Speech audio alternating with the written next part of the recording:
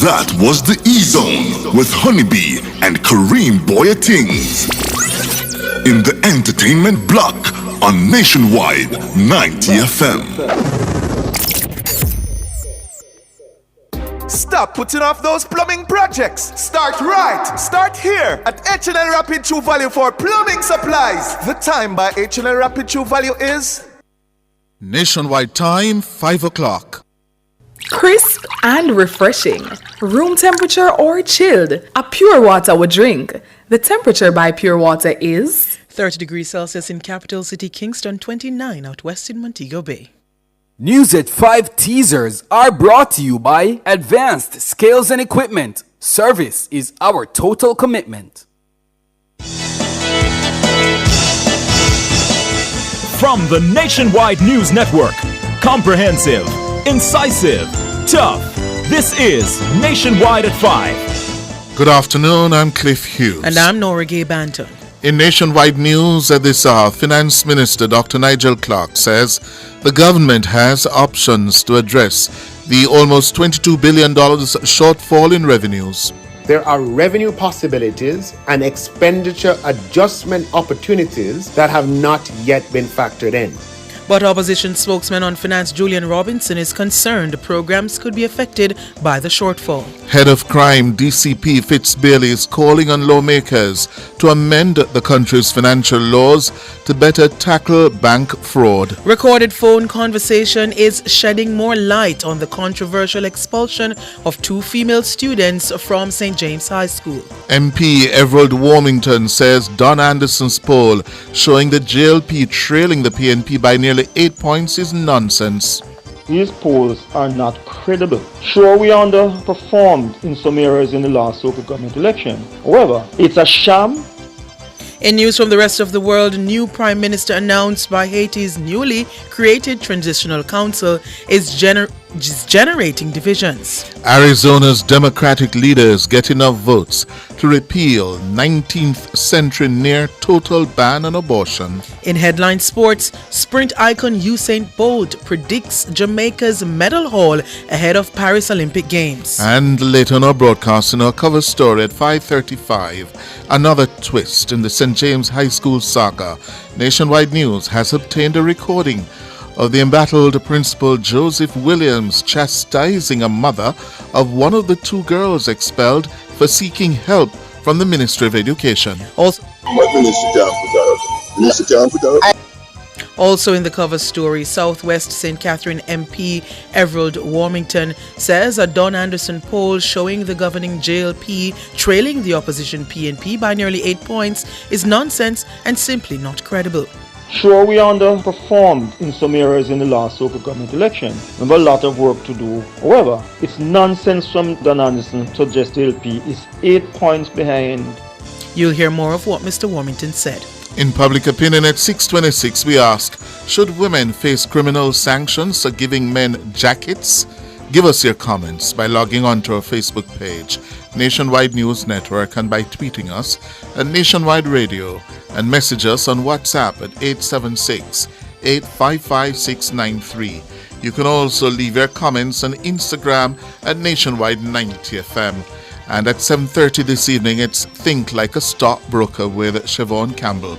All these and more as we take you home on air on your mobile, Nationwide 90 FM, Nationwide Radio, jm.com, and on the Nationwide app available on Google Play and the App Store.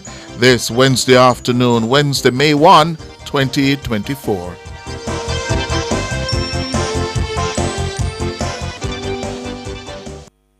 News at 5 teasers were brought to you by Advanced Scales and Equipment. Service is our total commitment.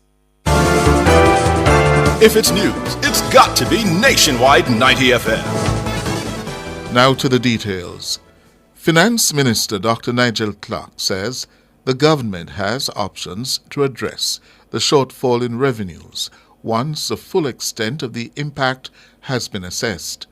He's responding to concerns raised by his disclosure on Tuesday that revenues for the 23-24 fiscal year had underperformed. Fiscal year 2023-24 ended on March 31.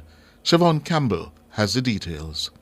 The shortfall for the last fiscal year saw government revenues come in $22 billion under budget.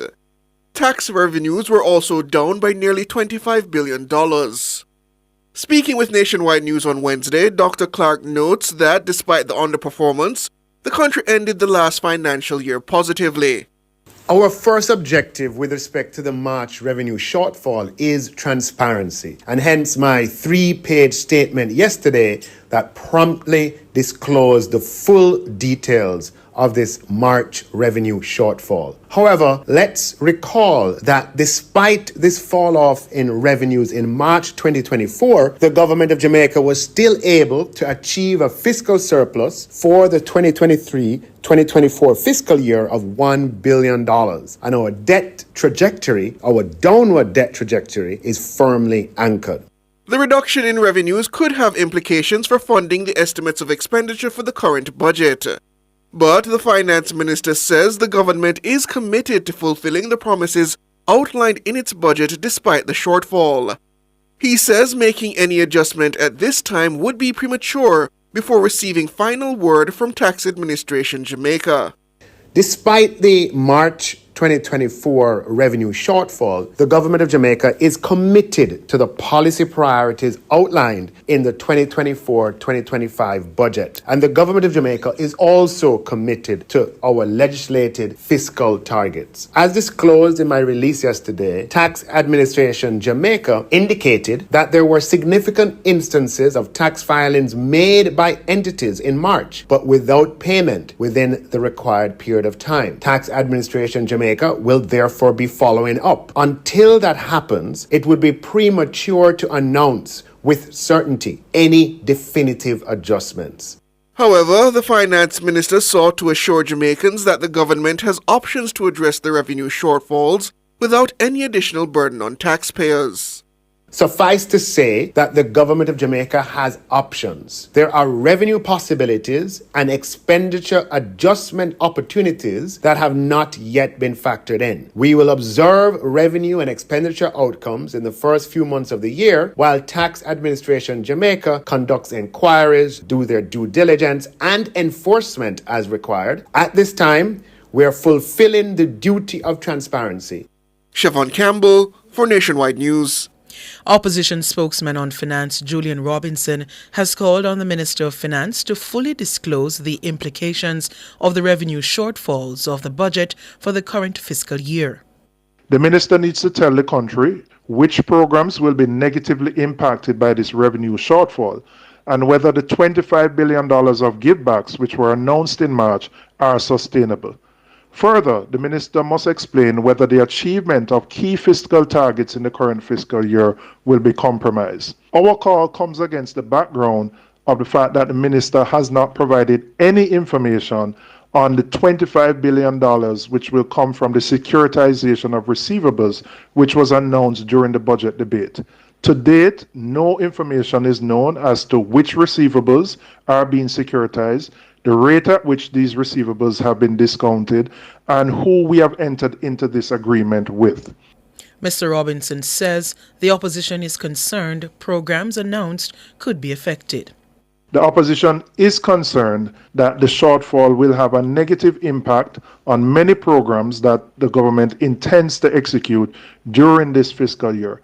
And it is important for the government to shift to growth-inducing strategies so that we can improve the growth rate in our economy and generate revenues to sustain the programs that we need. Julian Robinson, opposition spokesman on finance. Deputy Commissioner of Police in charge of crime, Fitz Bailey, is calling on legislators to amend the country's financial laws to better tackle bank fraud. DCP Bailey made the call while addressing Parliament's Economy and Production Committee on Wednesday. He says the laws as they stand hinder the investigations of the police. Mahiri Stewart reports. According to DCP Bailey, since 2021, reported instances of bank fraud have amounted to more than $300 million. Over $53 million have been lost since the start of the year. For the period 2021 to 2024, we got 601 reports amounting to $306 million. And I want to point out that what was reported to us, because there are instances when the customer go directly to the bank and we do not get those reports. In 2022, we had 179 reports in comparison to 189 in 2023, and that represented a 10 or 6% increase. And again, the National Commercial Bank and Bank of Nova Scotia were most impacted. That was 85% of the reports. And since January 2024, we have had 98 reports, and the total amount of money lost is $53 million. The Deputy Commissioner says the majority of these reports relate to online transfers, ATMs, and points of sale. 127 persons have been arrested over the 3-year period. DCP Bailey says while they have good relations with two major banks, namely NCB and Scotiabank, other deposit-taking institutions prove more resistant. He says obtaining the necessary financial information to advance an investigation in these cases has been challenging.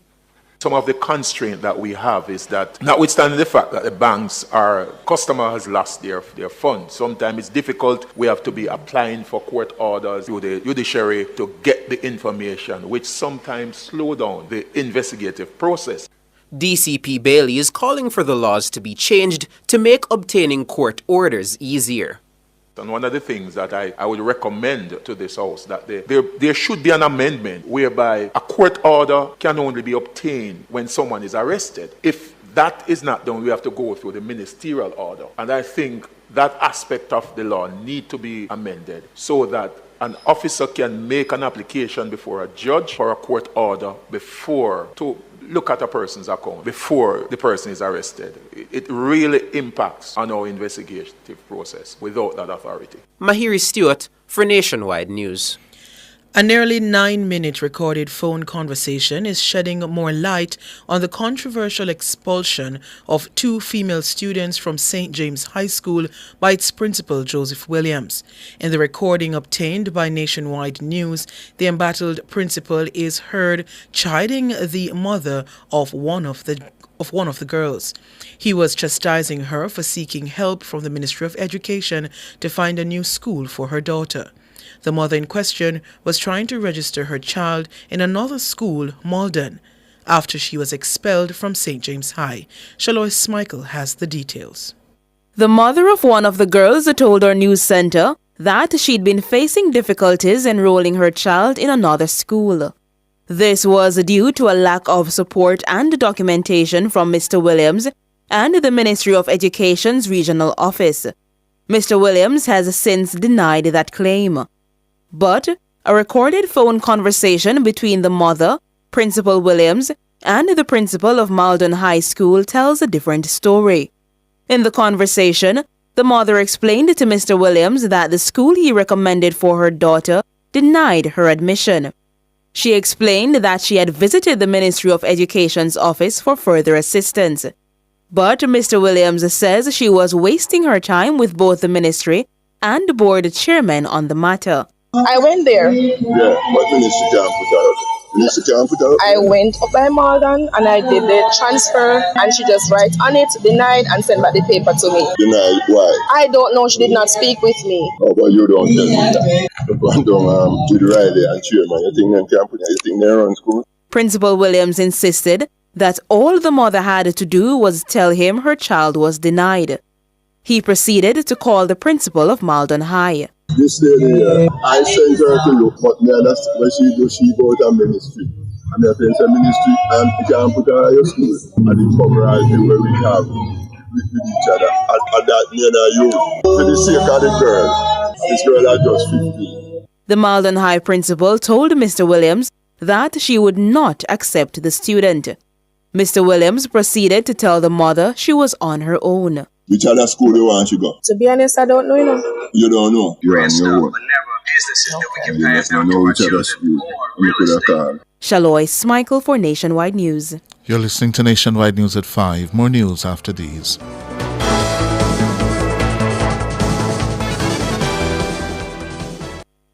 Value Drug Pharmacy offers curbside pickup and delivery of your branded and generic drugs. WhatsApp your prescription to 876-881-6695. The time by Value Drug Pharmacy is 14 minutes after 5.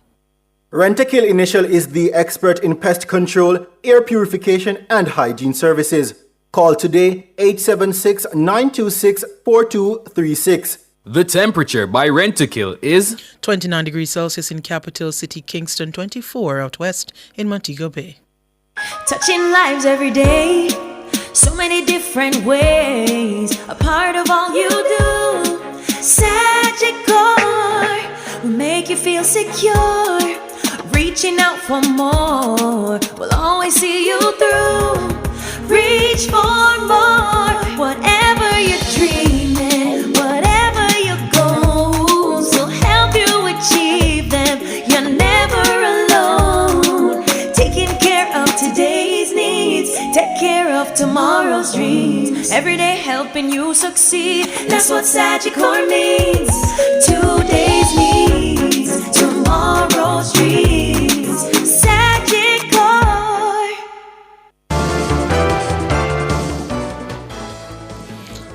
Continuing the news, Southwest St. Catherine Member of Parliament Everald Warmington says a Don Anderson poll showing the governing JLP trailing the opposition PNP by nearly 8 points is nonsense and simply not credible. The party standing from the PNP-commissioned Anderson poll was published by the Gleaner earlier this week. The veteran MP says the JLP has work to do. Significant amounts of work to do. Dana Davey reports. The Don Anderson poll, which shows the Mark Golding-led PNP with a commanding lead over the Andrew Holness-led JLP, has stirred debate in several quarters. In a WhatsApp voice note sent to Labourites on Wednesday, Everald Warmington, who's also the JLP Area Council 2 chairman, told them that there's work to be done. But Warmington says the Anderson poll is simply not credible. Warmington explained why he has no confidence in Anderson. For Liberates, people have been asking about this Don Anderson poll. Liberates have called me, Liberates have inquired. These polls are not credible. Sure, we underperformed in some areas in the last local government election. We have a lot of work to do. However, it's nonsense from Don Anderson to suggest the LP is 8 points behind immediately after parish council election, where we won majority of the corporations. It's a sham. It's a poll commissioned by the PNP. He says when he returned to Jamaica in the 1990s, he commissioned Mr. Anderson to do a poll for him, and the results were bemusing. What he did then, I had to throw it away because it was poor garbage, nonsense he gave. Areas like Elizabeth Penn, Windsor Road, Windsor Avenue, McVickers Lane, Duncan's Pen. He showed me losing those areas. He all included Olmsted as part of the constituency, if Olmsted is not part of the constituency. And showed me Warehead in Oldham North is the PNP division. So I knew right away that's what a bunch of garbage he did there. We in Area Council 2, we have conducted several polls over the years to determine our movement in Area Council 2. And at the same time, Don Anderson had been doing polls. And what it did not reflect nothing close to what we found. The JLP Area Council 2 chairman says the significantly higher than usual voter turnout that the latest Anderson poll has predicted points to how flawed the poll is. The poll suggests a 65% voter turnout. Very unlikely. And another indicator that Don Anderson does not know what he is doing. Don Anderson did several polls when he was hired by Bunting during the PNP leadership challenge, indicating that Bunting would do well. And the challenge was good. Turned out not to be so. Don Anderson also predicted a PNP win in 2016. Then PNP 4 points ahead. Turned out not to be so. So I tell you, Labourites, do not believe Don Anderson nonsense. And in particular, the poll the PNP paid him to do. The Southwest St. Catherine MP told the Labourites to not be disheartened by the Anderson poll findings, but to remain focused. Be brave. I've been through this and I ignored every poll that Don Anderson has done. Truth is, Labourites, we have work to do. All of us spreading the message about programs put in place by our party. People who benefit from government initiatives often don't speak about it. We must improve how we communicate and interact with people. Stay on the ground, do the work necessary for the people and on behalf of the people and for the people. Dana Davy for Nationwide News. Meanwhile, Minister with responsibility for information Robert Morgan was tight-lipped when asked by journalists about the recent findings of a poll commissioned by the PNP. Mr. Morgan was asked to react to the poll findings at Wednesday's post-cabinet media briefing. The first thing I wish to say and the last thing I wish to say is that wasn't discussed at cabinet, so I have no comment on that. Could you go on to your next question, please? When asked about his effectiveness as information minister, Mr. Morgan says it is not up to him to evaluate his performance. Or do you accept any responsibility as information minister in what some described as the failure of the government to adequately communicate its achievements? I don't understand your question. Well, the information minister's duty is to transfer information from cabinet to the country, which I do here every Wednesday and which you're a part. Additionally, to manage agencies such as Jamaica Information Service from an oversight policy perspective, PBCJ, Jamaica Information Service, and so on. The assessment of my performance or lack thereof is determined by the Prime Minister's actions and decisions. So I can't comment on my own performance. I have to wait on Prime Minister, the Cabinet, and the public to comment on that.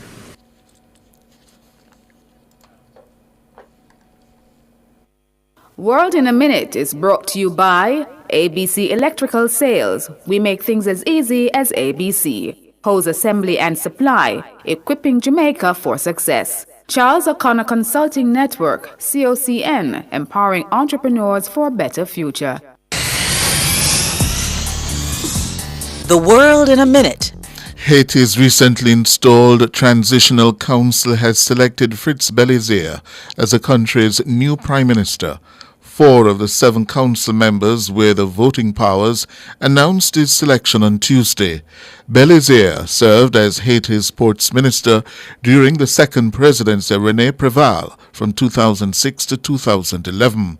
The surprise announcement is reportedly threatening to fracture the council, tasked with choosing new leaders for the violence-torn country. The council members who oppose him are now weighing their options, including fighting the decision or resigning from the body.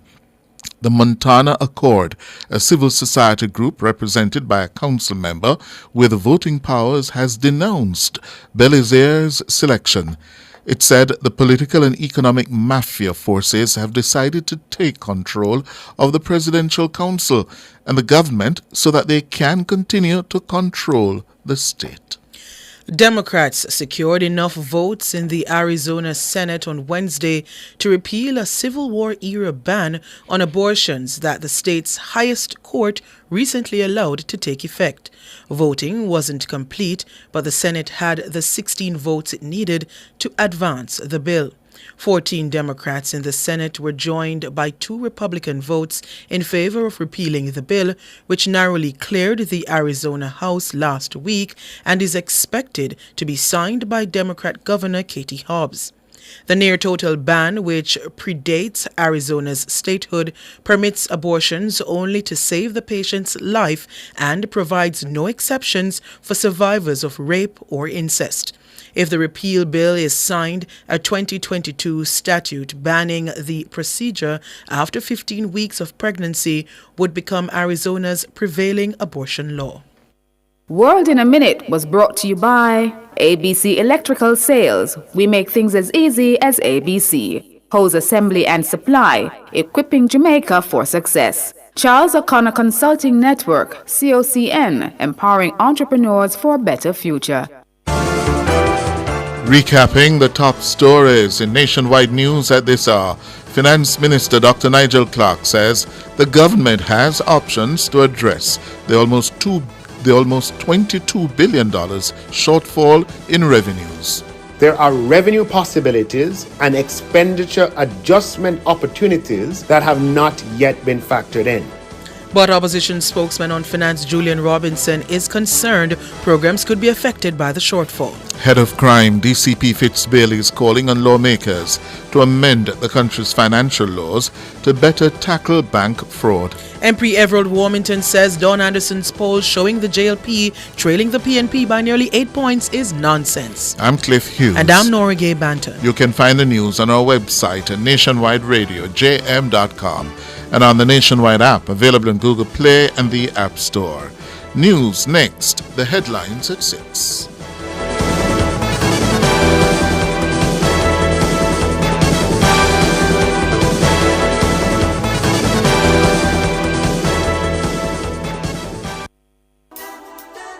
Get mom the style she will love at Ashley Furniture Home Store. Save up to $126,998 on select lounge, dining, and bedroom sets. Elevate her home now with styles as low as $26,999. It can be yours with our flexible financing plans. Celebrate mom with the style she needs and will love. Only at the Ashley Furniture Home Store. This is home. Offers end May 23, 2024. Conditions apply.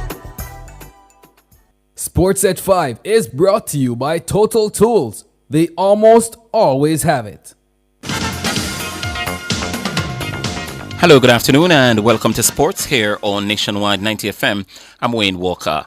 Three-time Olympic 100 meters champion Usain Bolt says the Blue Ribbon event is in Paris remains wide open and is there for the taking. Bolt, who won the event in Beijing, London, and Rio before becoming the first man to achieve the feat, told Nationwide Sports that he is yet to see anyone stepping forward to make a strong claim to being favorite for the men's 100 meters title in Paris. However, he says it's still early days. Let's see what happens. I think it's early. No one is doing anything. No one is running anything. I haven't seen any impressiveness. So far, yes, still wide open. Bolt is the last Jamaican man to stand on the medal podium in the 100 meters at the Olympic Games, and the multiple world record holder is hoping that one of the country's rising stars will replicate that. I'm really hoping that Obi could break the top 3 this year. I think he has really worked hard over the years, and he's always in the finals, and he's always done well. But hopefully he can break the top 3 this year. During the Bolt era, Jamaica dominated the sprints, and he believes the country still has what it takes to achieve double-digit medal intake. Well, I have high hopes. I think overall the jumpers, the throwers, everybody is really doing well. We're always surprised that, and I can see where they're stepping up. But the medal title will be good as always. I think Jamaica always show up and we always get at least 5 medals. So I think we're aiming to get at least 8 to 10 medals here, and I really think we can do it. Bolt was today unveiled by Red Stripe as their newest brand ambassador in a multi-year deal, and the sprint star says he's happy to be partnering with the company. When I join with a great company, I'm always happy. You know what I mean? Red Stripe is international. Locally, it's a big brand. That's Usain Bolt. Niklas Füllkrug scored a brilliant first-half winner as German side Borussia Dortmund defeated the French champions Paris Saint-Germain 1-0 in a frenetic first leg of their Champions League semi-final at the Signal Iduna Park in Germany. The German international used his right foot to expertly bring down a long ball before hammering home with his left foot to give Dortmund a 36-minute lead. And Sancho, Schlotterbeck going directed towards Füllkrug. Füllkrug is in. Füllkrug! Absolutely magisterial! There's no other word for it! It's a fabulous pass over distance, but Niklas Füllkrug, the aerial target, does it downstairs with this almost submarine-like hit from distance. The two will meet again next Tuesday in the second leg at the Parc des Princes in Paris. Opener Johnson Charles hit an unbeaten century to guide the West Indies A team to a 76-run win over host Nepal in the third T20 International at Tribhuvan International University in Nepal today. Batting first, the Caribbean men made it 227 for 3 in their 20 overs. Charles slammed 119 of 61 balls with 13 fours and 7 sixes. The St. Lucian got support from Andre Fletcher, 53, Fabian Allen, 19, Alec Anthony, 17, and Kimo Paul, 13. In response, Nepal were bowled out for 151 with 4 balls remaining. Lukesh Bam made 28, Karan KC, 28, Kushal Mala, 20, and Binod Bandahari, 19. Hayden Walsh picked up 2 wickets, so too Godukesh Moti. Game 4 in the series will be played on Thursday. Arnett Gardens defender Philando Wing says they are focused on being crowned champions of the Jamaica Premier League. Arnett will take on Cavalier in the semi-finals on Sunday. Wing was named the man of the match on Monday as Arnett beat Portmore United 1-0 in the second leg of their quarterfinal to advance 2-1 on aggregate. Wing says the quarterfinal hurdle is just the latest stop on their journey to the title. I'm grateful because 2 seasons ago we came here and we lost, unfortunately, but we got the win today and we are through to the semi-finals. Definitely, we'd like to go all the way, but we're gonna take it one game at a time and try to get there. That's Philando Wing. Waterhouse will play champions Mount Pleasant Academy in the other semi-final, both ties to be played at Sabina Park. It's now time for the nationwide Olympic Fact sponsored by Fontana Pharmacy. This is Nationwide's Olympic Facts, brought to you by Fontana Pharmacy. It's all good inside. Did you know that Megan Tapper is the first Jamaican woman to win a medal in the 100 meters hurdles at the Olympic Games? Yes, that's a fact. Megan Tapper secured the sprint hurdles bronze at the Tokyo Olympics. That was Nationwide's Olympic Facts, brought to you by Fontana Pharmacy. It's all good inside. And I'm sure I don't need to remind you that Nationwide 90 FM is the exclusive radio broadcasters for the Olympic Games here in Jamaica for the Paris Games. So make this your Olympic Center. It starts on July 26 and it runs right the way through to August 11. Every bit of the action will be captured right here on Nationwide 90 FM. Make sure you join and stay tuned to the station for that, all right? That's sports. We're going to be back with more at 6:05 this evening.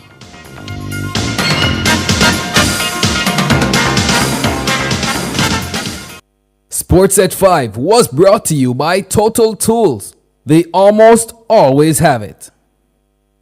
Hyundai, the home of modern premium affordable vehicles. Call us at 876-630-1511. The time by Hyundai is 5:31. Never before in our history has there been more roads built or under construction at the same time. The Maypen to Williamsfield Highway, the Montego Bay Perimeter Road, the South Coast Highway Improvement Project, and many more. We are building Jamaica. The temperature by the office of the Prime Minister is 29 degrees Celsius here in the nation's capital, Kingston. It's 24 in the western city, Montego Bay. Building wealth the smart way means you have a clear mission for your money. Specific and measurable means defining the reason for your financial goals. Achievable and realistic means keeping those goals meaningful, yet attainable. Think more retirement, less world's richest. Timely means keeping a time frame in mind so that all efforts remain focused. Visit barita.com/opportunities for more growth coach insights. Charles O'Connor Consulting Network, COCN, is a financial reporting firm that delivers accounting and compliance services on time. Call us today at 876-908-0486-7. Email us at clientservices@cocnjamaica.com or visit our website at www.cocnjamaica.com. COCN, driven by international accounting standards, modern technology, and integrity. Taboo topics, riveting discussions, celebrity news and interviews, topics that are shunned by society, and everything else in between. Boyatings After Dark with Kareem Boyatings, each and every Wednesday, 8 to 11 p.m. Boyatings After Dark. No topic is too taboo or hard to discuss. Come get your mind blown and your curiosity explored. Boyatings After Dark. Watch for Shelley Fraser Price. I stay locked to the Olympics because, of course, I'm Jamaican. What you mean? Me, I have to tune into the Olympics, man. Because I'm always busy, but what?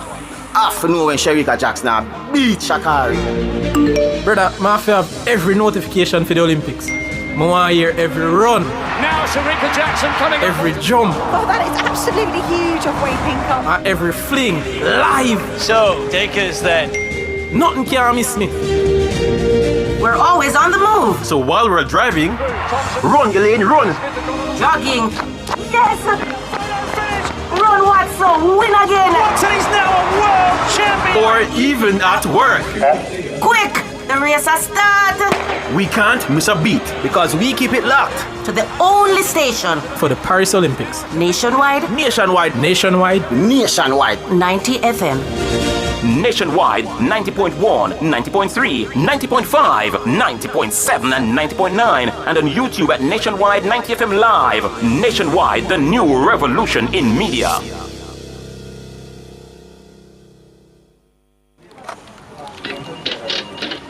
But is this real? Hey Greg, come look at this. Oh my, it's happening. Mr. Daniels, the numbers keep getting bigger and bigger. Sir, the clicks are off the charts. Hello, sales? What's the emergency? 9,000 clicks in one day? 3,000 order? So how much we have left? What? I soon call you back. Mr. Nakamoto, it's Danny from Jamaica. I need 5,000 of the big ones. We're back in business. Yes, sir. Arigato. Suene. Amplify your brand. Let Nationwide 90 FM assist you in tapping into a captivated audience across our social media platforms. For more information, contact us at 876-630-1210 or sales@nationwidenewsnetwork.com. Businesses, companies, and entrepreneurs, let's supercharge your brand.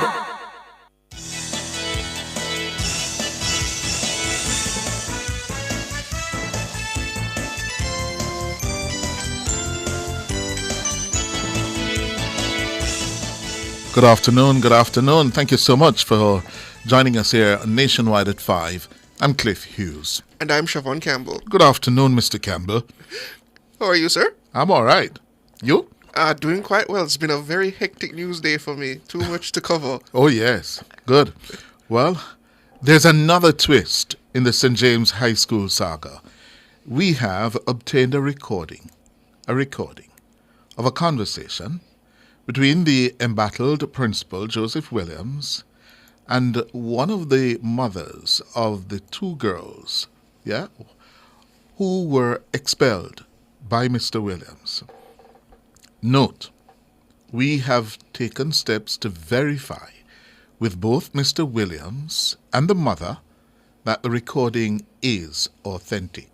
That's right, listeners. In the recording, Mr. Williams can be heard chastising a mother of one of the expelled girls for seeking help from the Ministry of Education. The mother initially told Nationwide News that she went to the Region 4 office of the MOE to seek assistance with getting her daughter placed in another institution.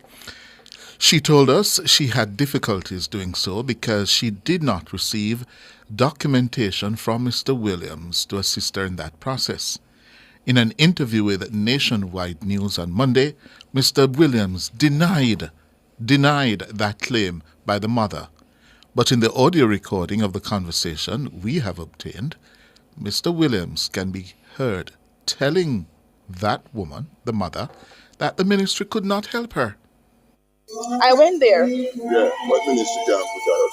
Ministry can't put her up? I went up by Morgan and I did the transfer letter that she gave me, the thing that she gave me to sign up. I did sign it, I pay for the paper, the thing. I bring it back down there and she just write on it, denied, and send back the paper to me. The principal. Denied? Why? I don't know, she did not speak with me. Oh, but you don't tell me that. You have to call her. I'm sorry? I'm going to call here. Okay. I'm going down with the and chairman. You think them camp? You think they run school? I did not up and down with everyone, Mr. Williams. It's my responsibility to seek and advise. Yes, but you they are tell you this and that and whatever. So who gave you the form in the first place? The admin from Malden High School. The admin, it wasn't the principal you went No. I had to go to the admin first. I even got her number and I called her because she didn't speak to me or anything. I put everything on the paper, what happened, and you sent me. And she denied it. No. We know it's not the best of quality recording, yes, but you can clearly hear Mr. Williams denigrating the role of the Ministry of Education. You think a ministry runs schools? Huh? That is very clear. And as you will hear later He can also be heard on the call with the principal of Maldon, speaking about it is them, based on their camaraderie, the relationships they have as principals, who will determine whether this child will get a place or not Ministry of Education. This lady, I sent her to look, but me understand when she do, she go to ministry. And I think the ministry, you can put her in your school. And the camaraderie where we have with each other. And that me and you, for the sake of the girl, this girl are just 15. It's interesting, Mr. Hughes, because I recall being challenged yesterday by a listener that when I suggested this man does not seem to be used to being managed, I think it's quite clear now that that is very much the case. He's not used to being managed. And he has no regard for the role of the Ministry of Education. Let alone the board. Yes. And he's also being very economical with the truth. Very economical. Yes? Later in the recording, the mother can be heard asking for another chance for her daughter. And of course, that was denied. Next chance. No. Why? But I believe everyone deserves a I understand what you believe. This girl put it on. I just kiss for them kiss. If them kiss, I'm young here. Me see. In put it send the internet worldwide. Or if you send that about the school and you're so enough and rude, that's something wrong. And you put it on. Which other school you want to go? To be honest, I don't know. You don't know, and you don't know, girl. To be honest. Because with pardon? You don't know another school, you know any other school, you have Mount Alvernia, you have Green Pan, you have Irwin. What? Green Pan. I don't even know where Green Pan is. Oh, you would have find it? Tell both of them parents to try and find the next school. Disgraceful. Well, and he concludes that conversation by telling the mother that she's on her own. You don't know which other school and could I try help with? You're on your own. You're on your own. And recall, if you listen to that statement now from the principal, remember he had told, I believe it was Shalois Michael, on Tuesday that the reason for the transfer was for the safety and interest of the students at heart. Yes. But this contradicts what he is suggesting. Absolutely. And you can't help but thinking, would Mr. Williams be speaking like that to a parent of greater means and ability, yes, to engage him? This is just absolutely disgusting. Yeah, it's disgusting, an abuse of his power. It is an abuse of his power and authority.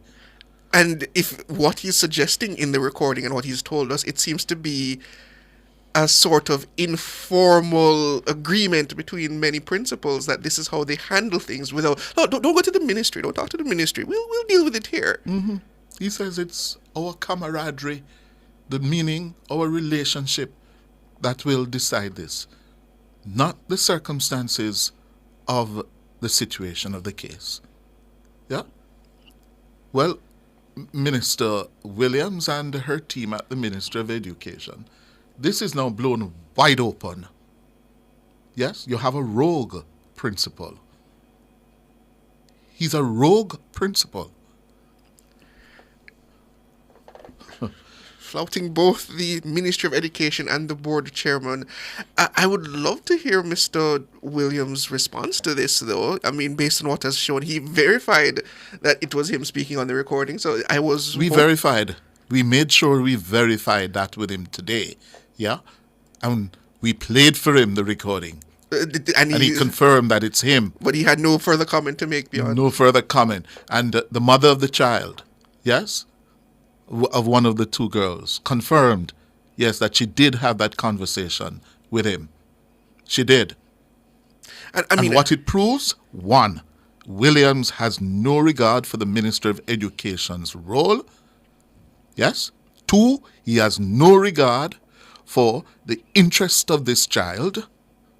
Yes. He lied when he said that he had supported, yes, the child's mother in finding another school. And I see some listeners suggesting that it's because the root problem is the two girls kissing. it's not the issue at hand because it shows a pattern of behavior as suggested by other chairmen who have had dealings with him and other parents who have had dealings with him, that this is seemingly is his style of leadership. That is clear now. That is very clear. There's no doubt about that. He said it over and over. Ministry can't run his school, let him run it. But ministry must pay the bills. In the interview with Shalois Michael, he made it clear. Yeah, the board chairman, yes, he can't tell me how to run my school. I've not met with him for several months. Yes, he's a rogue principal. That's what he is. Well, I'm certain that this will not be the last we hear of this incident, listeners. I'm sure there will be more to come from the JTA, the principal himself, the board, as well as the Ministry of Education on this matter. Absolutely. Time for the break. After the break, Everett Warmington, yes, trying to lift the spirits of laborites following the Don Anderson poll finding, showing the PNP with a commanding 8 percentage point lead.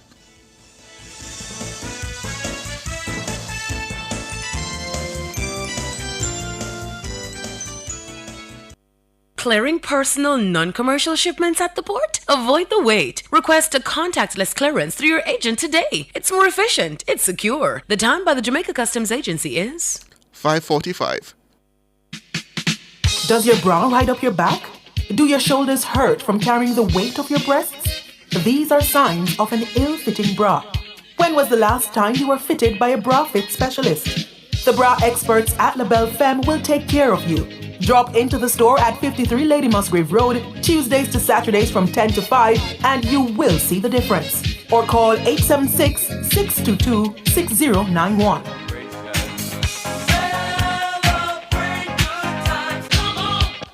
Touching lives every day, so many different ways, a part of all you do. Sagicor will make you feel secure. Reaching out for more, we'll always see you through. Reach for more, whatever you're dreaming, whatever your goals, will help you achieve them. You're never alone. Taking care of today's needs, take care of tomorrow's dreams. Every day helping you succeed, that's what Sagicor means. Today's needs, tomorrow's dreams.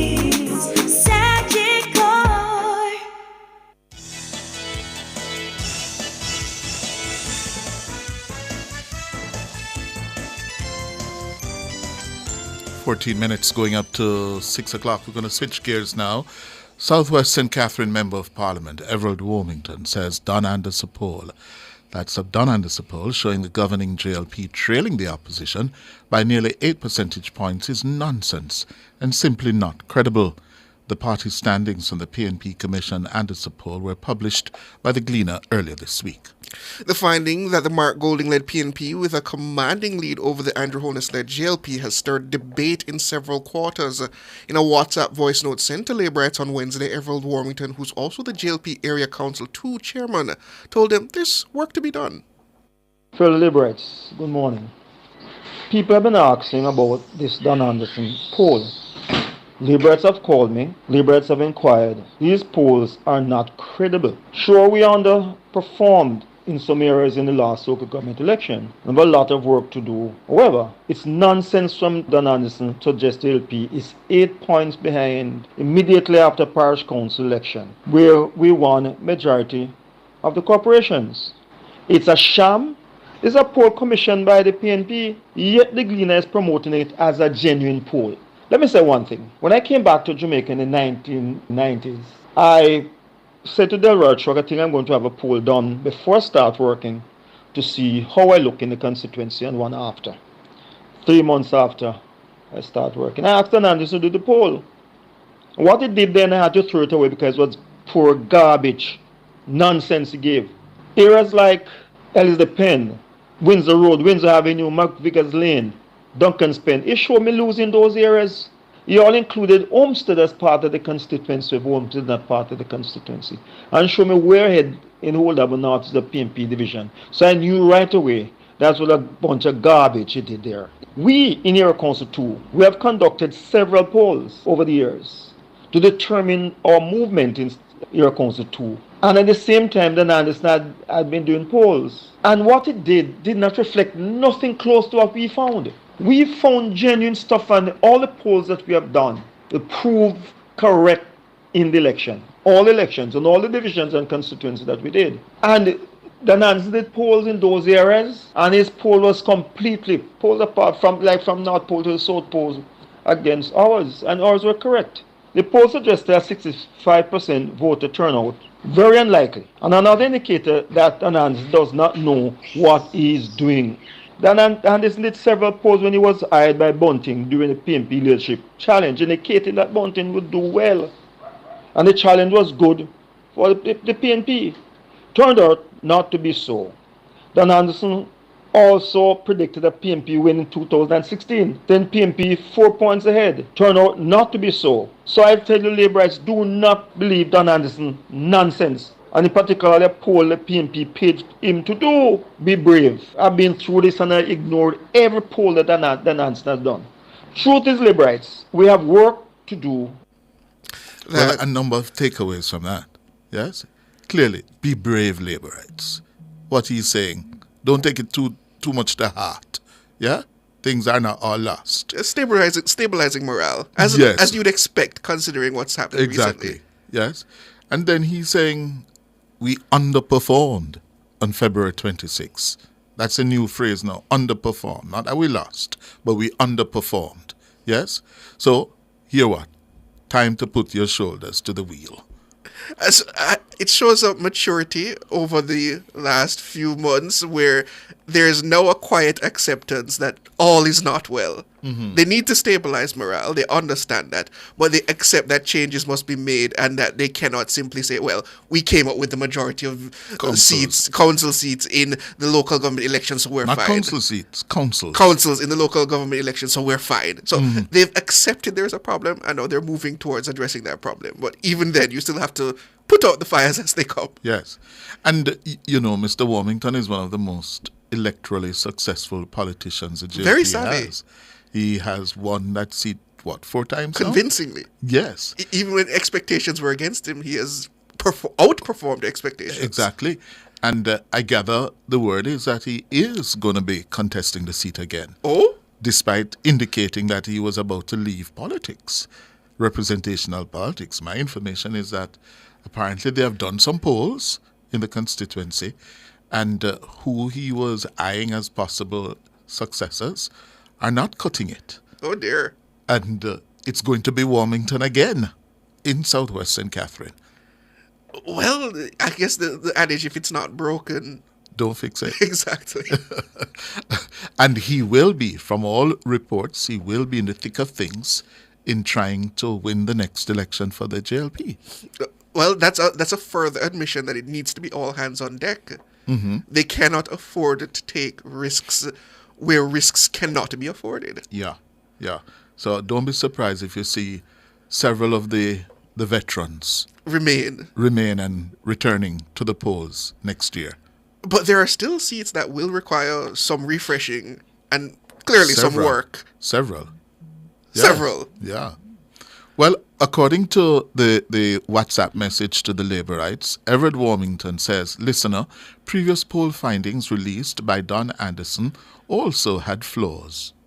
All of us spreading the message about programs put in place by our party. People who benefit from government initiatives often don't speak about it.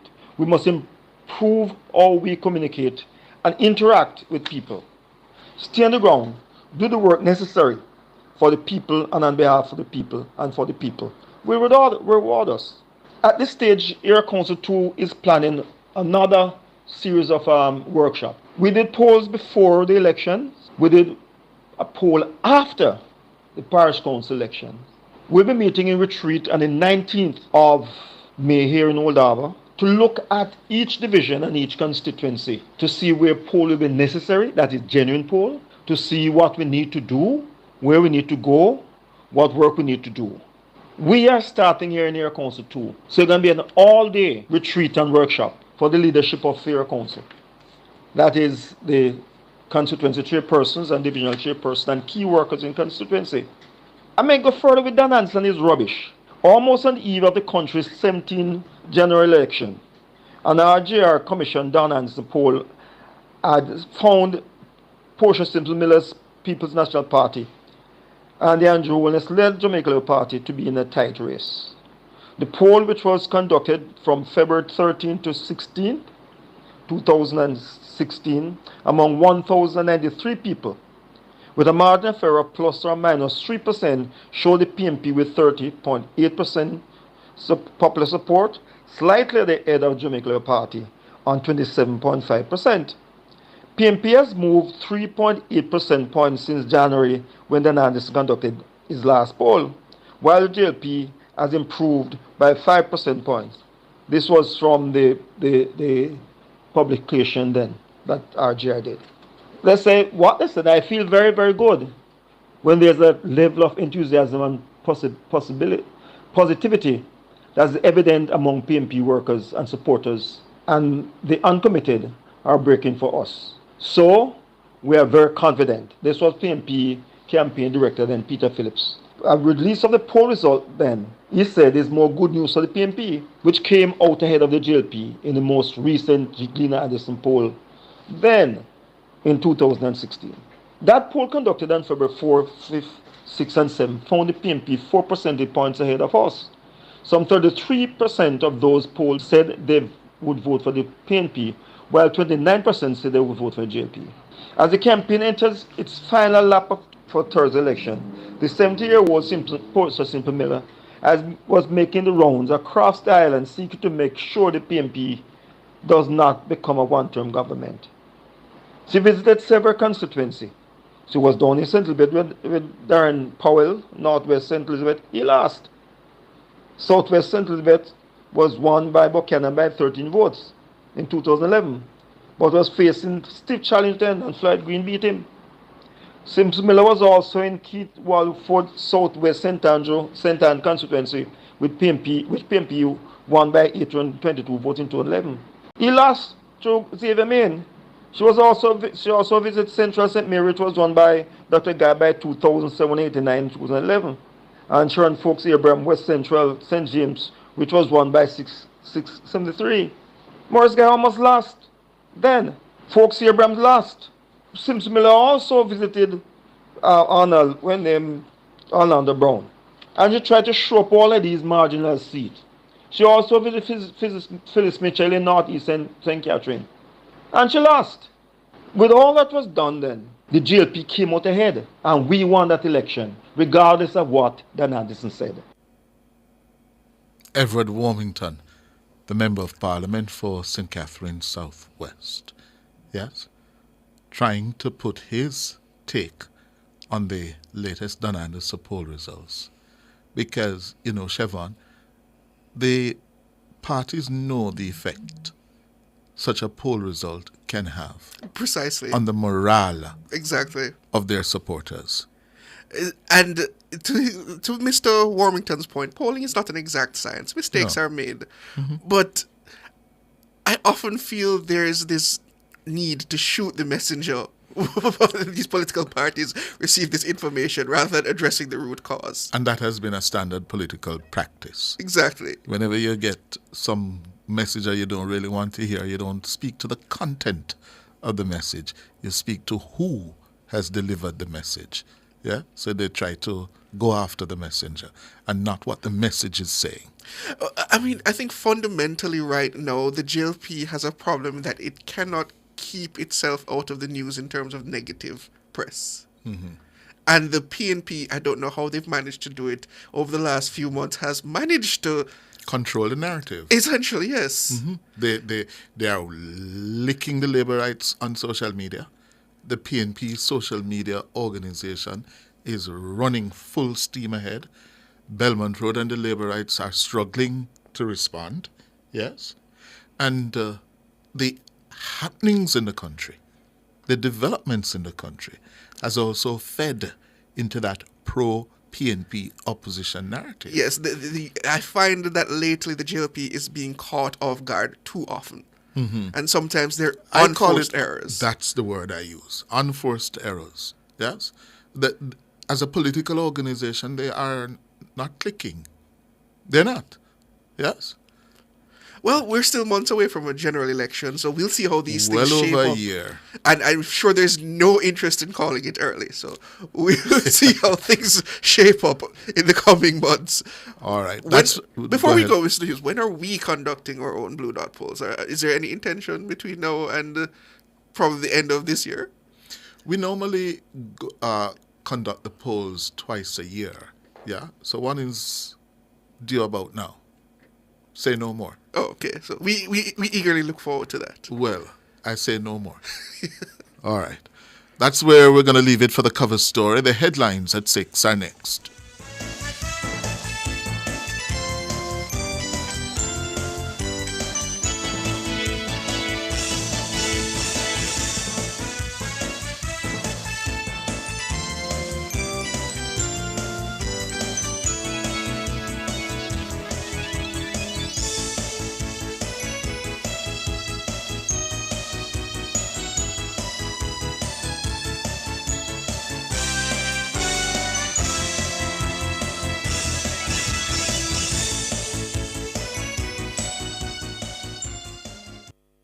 Say hello to peace of mind and goodbye to worry with Guardian Life's new Ultimate Provider Plan and secure your medical expenses in the event of critical illness today. Call 888-367-5433 for details. The time by Guardian Life is 6 o'clock.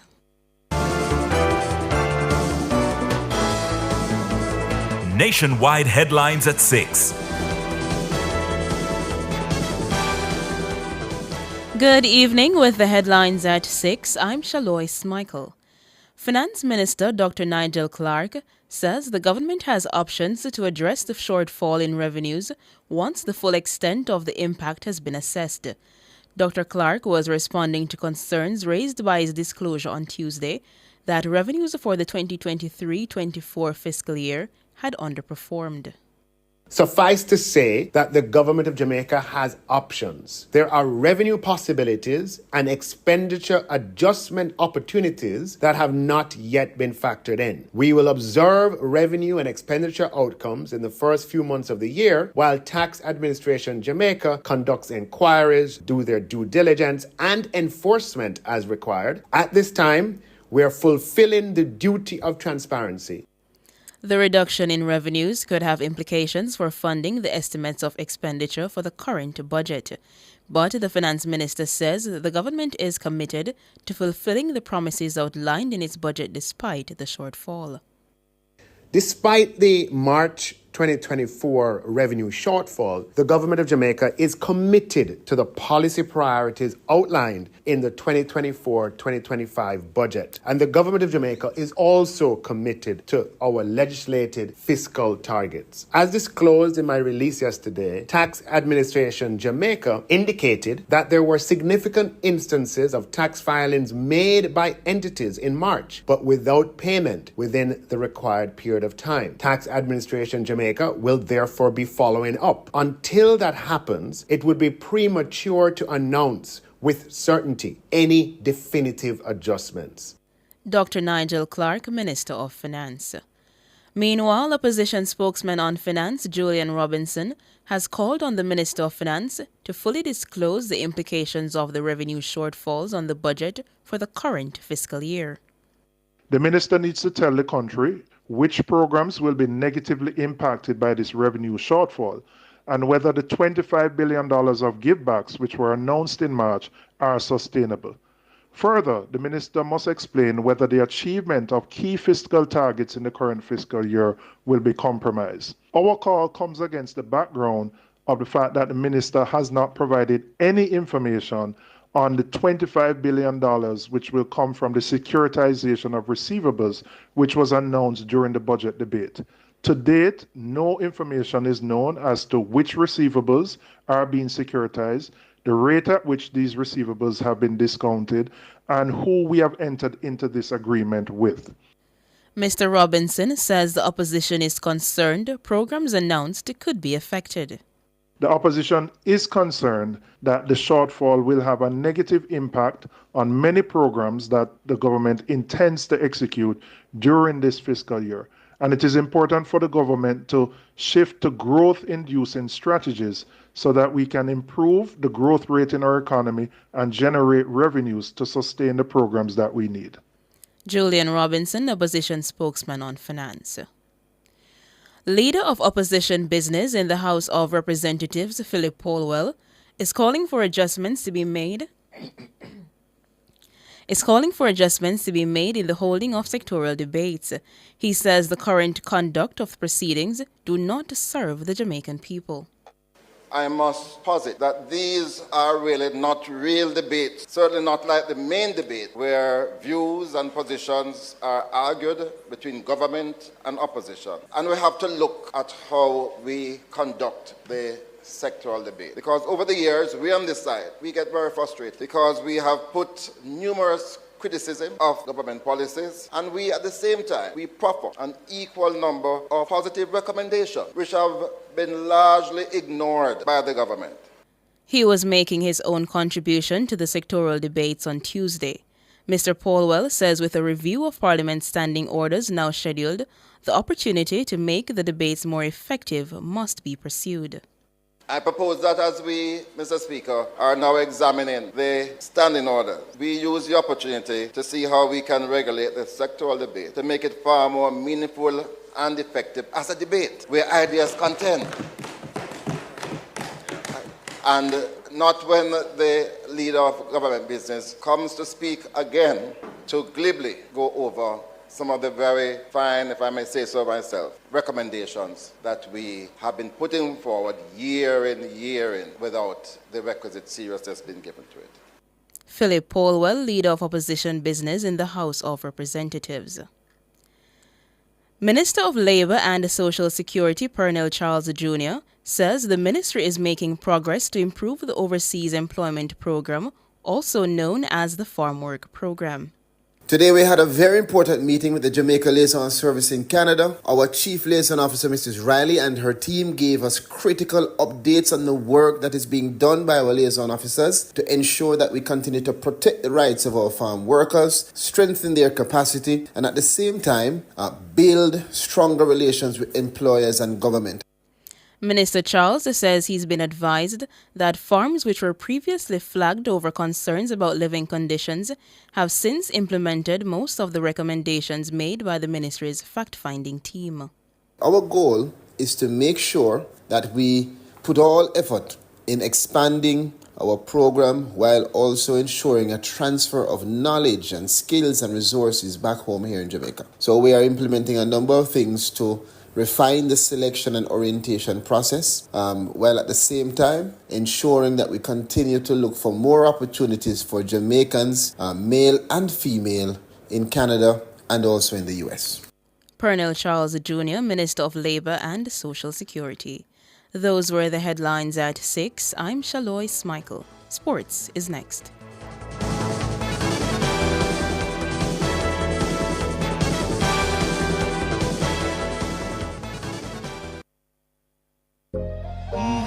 Welcome deluxe, the cream cracker that rises to the top. So crisp, so light, so buttery. When you're good, you're just good. Hey, had the national flavor. You go want to buy this back. So good, it's just so good. Welcome deluxe, the cream cracker that rises to the top. So crisp, so light, so buttery. National Baking Company, just so good. A mother's journey of love shared from generation to generation gives her the ultimate relaxation and escape to Adam and Eve Day Spa and Salon for a mommy-made new experience. Book now at www.adamandevespaja.com. Purchase gift certificates or call 876-754-6017. Get mom the perfect gift of love. This Mother's Day, let Team Adam and Eve take her on a spa journey. She deserves it.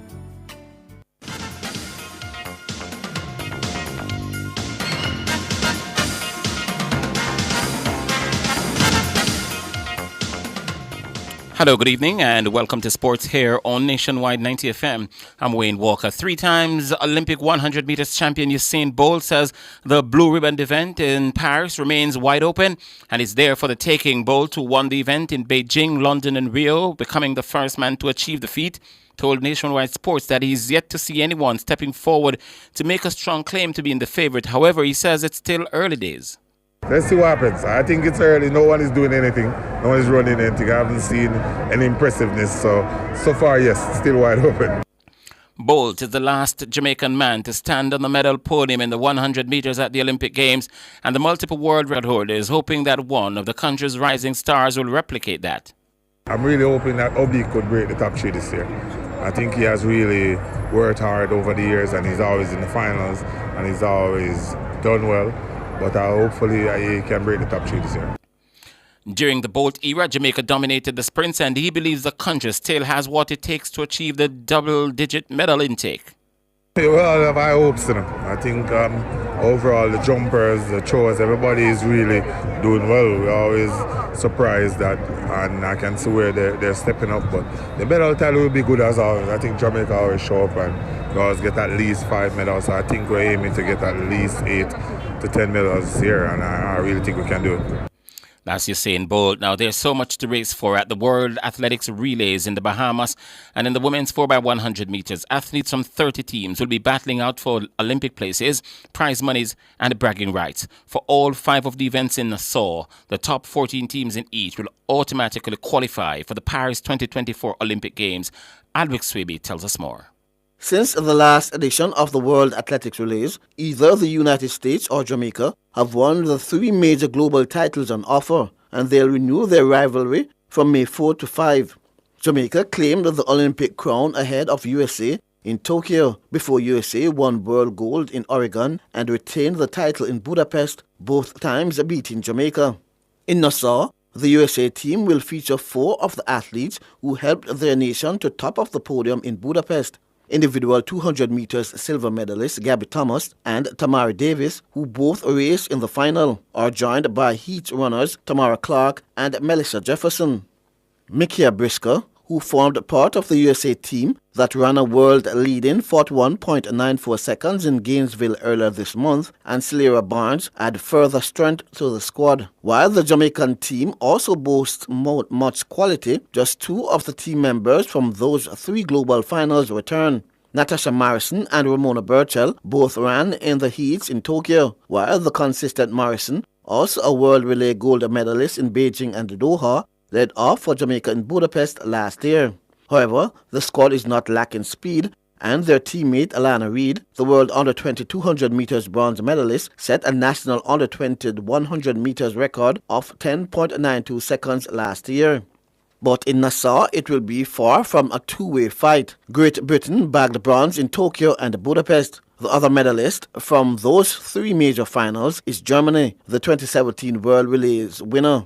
Italy won at the last edition of the World Relays in Sicily in 2021. Other teams who will be pushing for the podium as well as Olympic places will be Poland, Ivory Coast, plus their fellow 2023 World finalists Netherlands and Switzerland. The host nation's squad features 60 meters hurdles world champion and world record holder Divine Charlton and Charisma Taylor, who finished 6th in the 60 meters hurdles and the triple jump on the same day at the World Indoor Championships. Alric Swiby reporting for Nationwide Sports.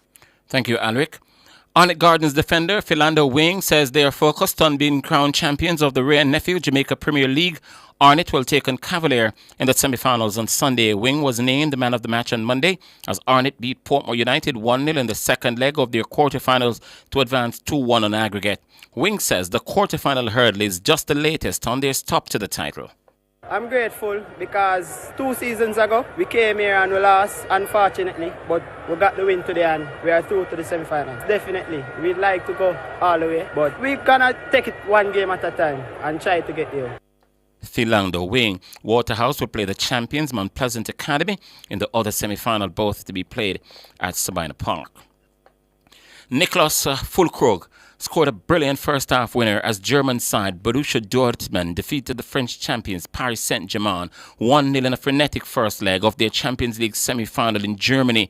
The German international used his right foot to expertly bring down the long ball before hammering home with his left foot to give Dortmund a 36-minute lead. And Sancho, Schlotterbeck going direct in towards Füllkrug.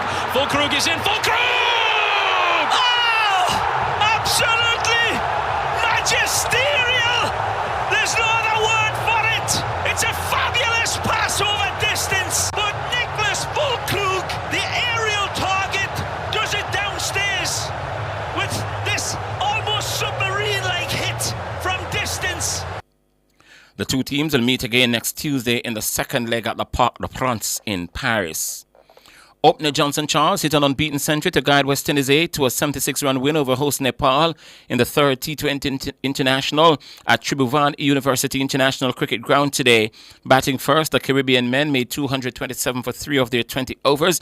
Charles slammed 119 off 61 balls with 13 fours and 7 sixes. The St. Lucian got support from Andre Fletcher, 53, Fabian Allen, 19, Alec Athanase, 17, and Akimo Paul, 13. In reply, Nepal were bowled out for 151 with 4 balls remaining.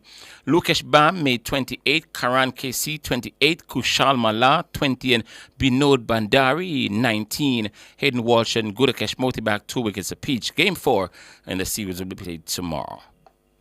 Over 500 swimmers have registered for the YMCA Burger King Prep and Primary School swim meet at the National Stadium pool on Friday. Hillel Prep are the boys and overall champions, while Mona won the girls' title. Meet director Alan Roy Marsh says the meet is part of the YMCA's Child's Month celebration.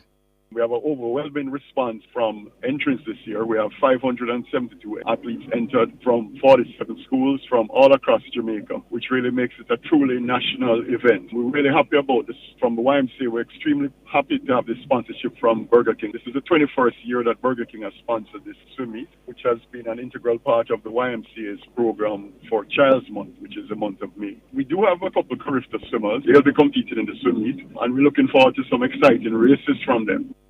Alan Roy Marsh and the Burger King assistant brand manager Rashay Graham says they've helped to unearth several new talent for Jamaica's age group swimming.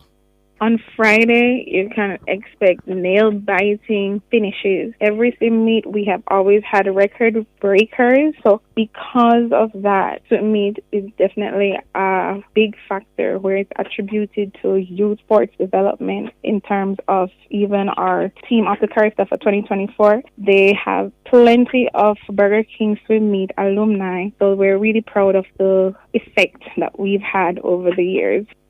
Right, that's Burger King's brand manager, Rashay Graham. Cavani James, Jerome Thomas, and Tyreek Smith emerged the top players in the inaugural Care for Kids Junior Golf Tournament at the Sandals Golf and Country Club. James topped the 13-player tournament with a score of 75. Thomas was second in 66 and Smith third, 58. Operation Director of Sandals Foundation, Karen Zaka, says the competition gave the players the opportunity to showcase their talent.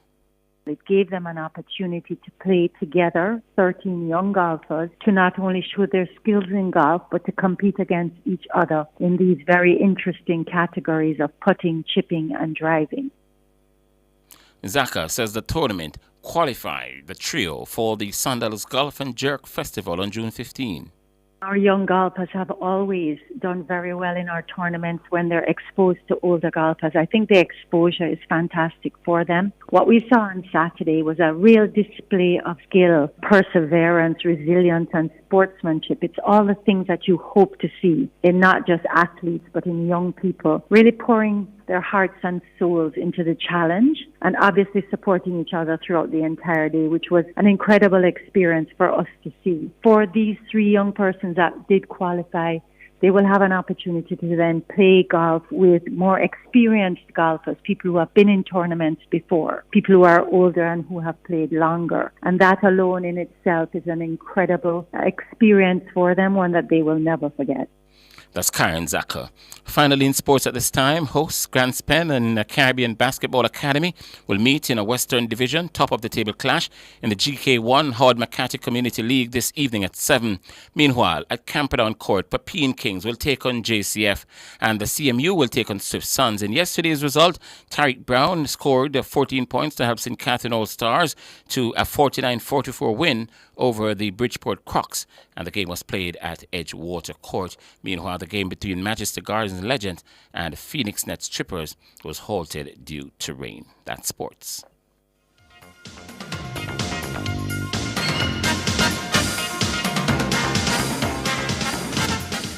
For all your scales and food processing equipment, call Advanced Scales and Equipment Limited at 876-968-9612-5. The time by Advanced Scales and Equipment Limited is 6:19. Upgrade your kitchen and bathroom to the next level with Unique Living. They're the ultimate destination for all your kitchen and bathroom needs, from luxurious shower systems to exquisite faucets, vanities, sinks, toilets, closets, and more. They have it all. Visit shop number 6, 30 Dunrobin Avenue, Kingston 10, or call them at 876-755-3661. Elevate your space with Unique Living, where quality meets expectations.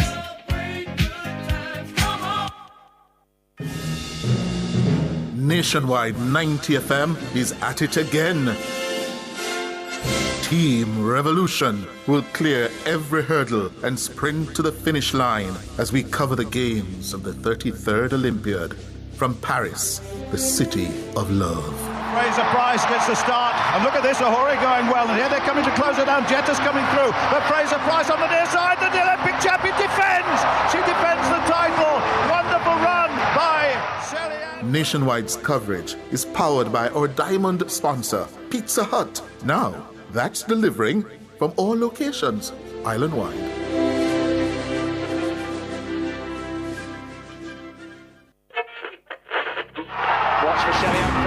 I stay locked to the Olympics because, of course, I'm Jamaican. What you mean?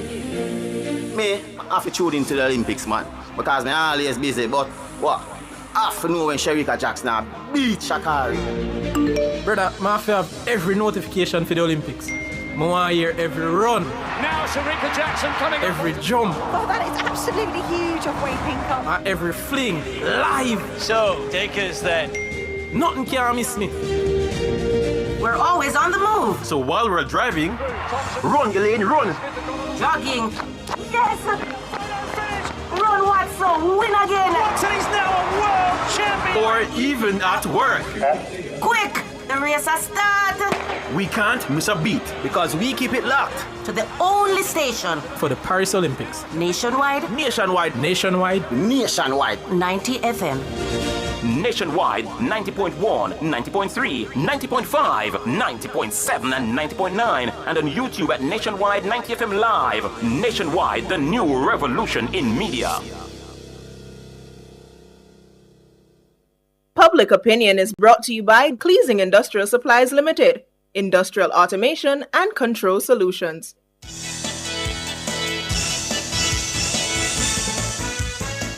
Good evening, folks. Welcome to Public Opinion. Today is May 1st, Wednesday, May 1st, 2024. I'm Mahiri Stewart. Now, usually, yes, we would have, a little introduction, but I didn't script it this time. I decided to just speak freely because today's pop-up is not the normal pop-up. We're not really focusing on something that's in the news. We've decided to go a bit left field. We were having a discussion in the newsroom today, and the topic of jackets came up. Not the one I'm wearing, but, And then the question came up that should women that give men jackets, should they face criminal charges? And such a seemingly insignificant question ended up causing a pretty big discussion in our newsroom. So we decided, you know what? Let's bring it up for public opinion. Let's see what the public thinks. And so we've decided to ask it today, and we've gotten quite a number of responses. So we're going to dig into them, yes? That's the question for today, folks. Should women face criminal sanctions for giving men jackets? Not only criminal charges, but also civil charges. And the punishment should be 10 years in prison after the child passes 18. 100%. 100%. All of them women here where are going to give man jacket, them forget them for go jail. Them for go jail. Jail them for go. No joke me I make. Serious talk. No even think say me a joke about this. Them for go jail. Either two things. When baby born, either DNA done right there so, or every woman where give man jacket for face criminal charges. Me I tell you that straight up. No joke. Yes, them forget charge and them pay back the man every money. Sometimes them know some of the man pick me and them don't need the man backbone. Them need money for this. No mind you pick me. No, you get jacket and the man a pay money. You have to get charged and them to pay back every red cent. If the man do jail time for child maintenance, you need to do jail time too. The business fair is fair. I agree with it. Nothing wrong for say boy, you know, honestly me don't know. You don't know me could do a DNA. Then for go to prison. Then for go to prison 1 million times. I'll also get locked up too. Yeah, man. For go to prison. Then for go to prison 1 million times. I want to say charge, but they should face some penalties, man. You can't be taking care of a child for 18, 20 odd years only to find out in the long run say it's not your child. All right, folks, there you have it. Those were some of our audio responses. This is the part where I tell you my personal experience, but unfortunately I don't have one.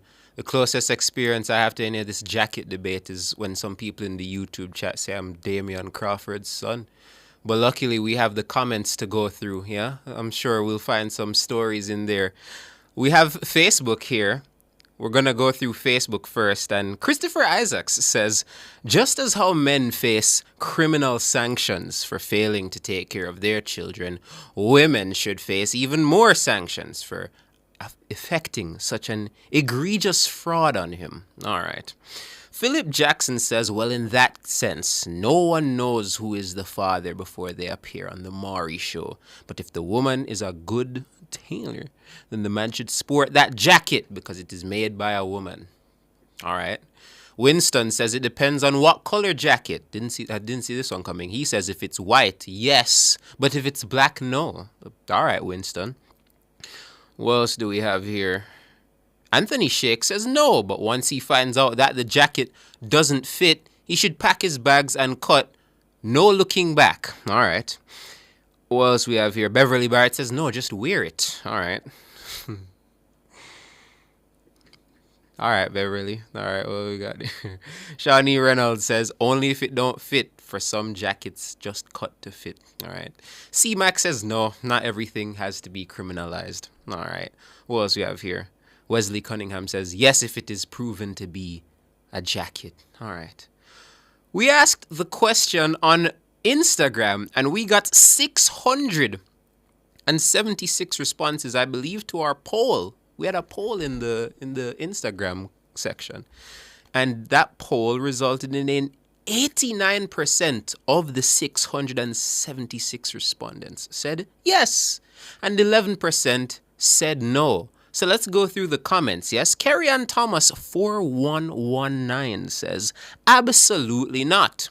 It's just because men can't carry. The trauma they put women through is simple compared to a little jacket. Now, she got 62 replies to this. I'm afraid I can't go through all 62. But yeah, we're gonna just keep going through. King CJ says yes, and they should also be held liable to reimburse the expenses the man paid. Okay. Vitreous Euphoria says just make DNA tests mandatory and done. That's all. Okay. Token Boss says yes, and the women them will say no. Affigadong. All right, Token Boss. What else do they say? Devs says, me want back all of my money, Keisha. Me know you in the comments scrolling and reading. Just know say Inspire Nationwide. All right, so that sounds personal. I don't even know if I should have read that, but it's too late, yeah? So I'm sure you two can work that out, yeah? VJEP82 says, yes, they should. This is a serious matter. It causes severe mental, emotional, and financial issues for men. All right, what else we got here? 40-ish Fine says, as a woman, I say yes. Firstly, a child that has to learn about a father, then later in life has to deal with the trauma of being deceived identity as a person. Secondly, the hurt inflicted on a man, plus the financial strain, and etc. All right. And what else we got here? Realm JA says, yes, and give me back my money. All right. Aodain says, yes, mandatory 10 years. All right. The Jamaican says, no, but maybe a financial sanction is in order. Shibu Savage says, yes. And let's take a look over on Twitter. Found it back. Let's go. Wealthy Kid says, men face criminal sanctions for not taking care of their children. So, ... What else we got here? Guillotine says, question is a non-starter. Under no circumstances could this be criminalized. Okay. Norval Rowe says, yes, too many men have suffered jail, prison, financial, emotional disgrace. Okay. Tevin Johnson says, yes, they should, because the money you use to take care of that jacket could put the man further in life. Women must also compensate us too. It's the only way they will stop. Give man jacket. What else we got here? B says, yes, plus to serve community service on a construction site for a year. That's his idea of a criminal sanction for giving a man a jacket. Let's take a look at the YouTube chat. I wish I could just tilt this thing up a bit, you know what I'm saying? But let's see what we see here. All right, YouTubers. Okay, let's start with Maker Studio. Says, no charge to the woman. The man should protect himself. Wear a condom if he does not want a baby. If he want a baby and the child born and he's not sure, he should do a DNA test. That's what Maker Studio says. Eddie Pedro says, careless fathers are the reason some women are passing on the responsibility to other men. Okay. What else we have here? Philip Jackson says, any man who has a woman that give them a jacket is everybody smutty. Okay. Precious Soul says, yes, some women too wicked. They know that the child is not for the man, and they still give it to them. What else we got here? Noel Reed says, yes, it takes two. The problem is when the child is given to another outside of those two. Okay. Bali says, yes, jail and pay the victim back all the expenses. So I'm seeing some people say jail. I'm seeing some people say no jail, but you have to pay the person back. And I'm seeing some people say that it shouldn't be criminalized at all. Do we even have time to keep going through more? We do. All right, perfect. Let's keep going then. This is all right, we got a couple minutes left. Let's see what else we got here. Alex Smith says, many jackets come out to be better than your own blood. All right. But sometimes it is best to keep the jacket on if you know you go there. What? If you know you go there covered by a blanket, why would you take a child? I believe that's a metaphor for what he's really talking about. Okay. Maker Studio says, why women always being blamed for things they are not totally responsible for? Okay. We got some other things here. What was it here? Oswald Miller says it is stressful for the kids when they find out. All right. What else we got here? The man who's in the better financial position normally gets the jacket, according to one Leroy Rutty. Are you folks talking from experience, or is this just us coming up, giving our opinions? Because that's okay, you know what I'm saying? Everybody's free to speak. We were seeing somebody in our Instagram comments referencing a personal matter. Yeah, what else we got? Cheryl Griffith says, agree them for good jail. Yes. What else we have here? Nathan Gale says, sometimes the jacket is better than your own. I think that's probably a good one to end on. Yeah, we're going to end with that one, Nathan Gale. Congratulations. You're going to sign us out of Pub Up today. He ends up saying, sometimes the jacket is better than your own. Folks, that's public opinion, you know. But don't worry, the business report's coming up right now.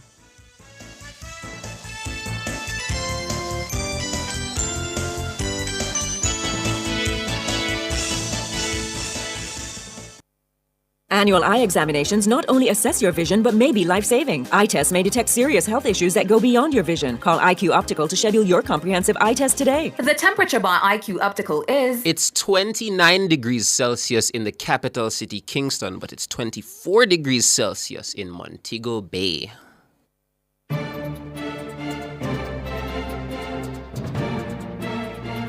You are tuned into Nationwide's Business Report. I'm Mahiri Stewart. Finance Minister Dr. Nigel Clark says the government has options to address the shortfall in revenues once the full extent of the impact has been assessed. He's responding to concerns raised by his disclosure on Tuesday that revenues for the 2023-2024 fiscal year had underperformed. Fiscal year 2023 to 2024 ended on March 31. Dr. Nigel Clark notes that despite the underperformance, the country ended the last financial year positively.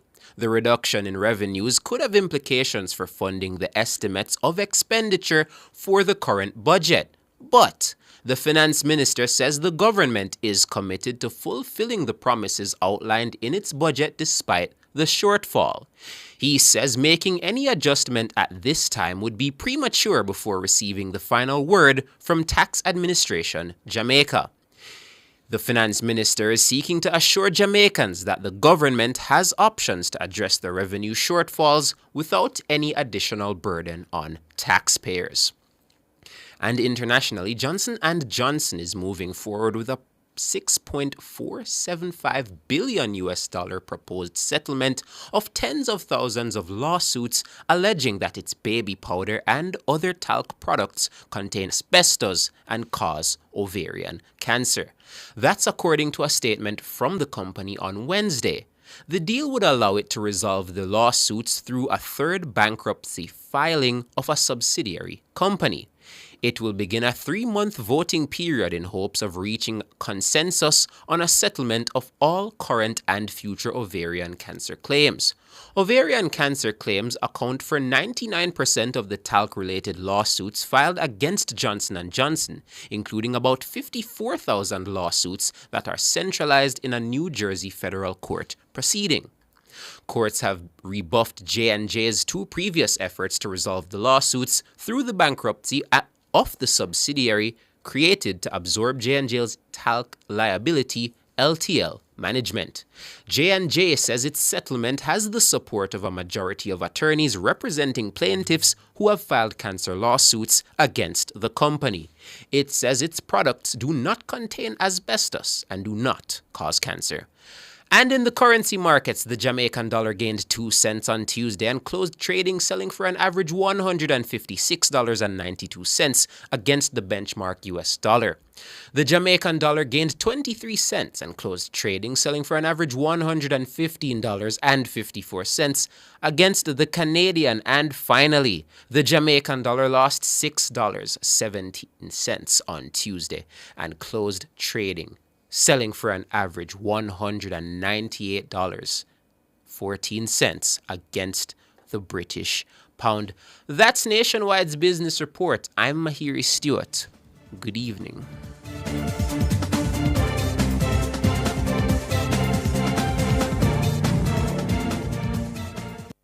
Drive the most exciting new vehicles in Jamaica. Schedule your 2024 Ford Ranger pickup or Ford Everest 7-seater SUV test drive now. Call or visit KIG today. Nationwide 90 FM is at it again. Team Revolution will clear every hurdle and sprint to the finish line as we cover the games of the 33rd Olympiad from Paris, the city of love. Fraser Price gets the start, and look at this, Ahuri going well, and here they're coming to close it down. Jetta's coming through, but Fraser Price on the near side, the Olympic champion defends. She defends the title. Wonderful run by Shelly-Ann. Nationwide's coverage is powered by our diamond sponsor, Pizza Hut. Now, that's delivering from all locations, island-wide.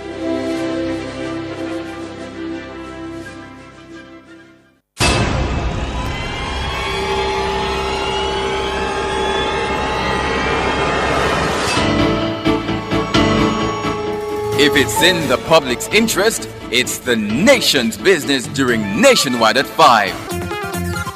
The nation's business.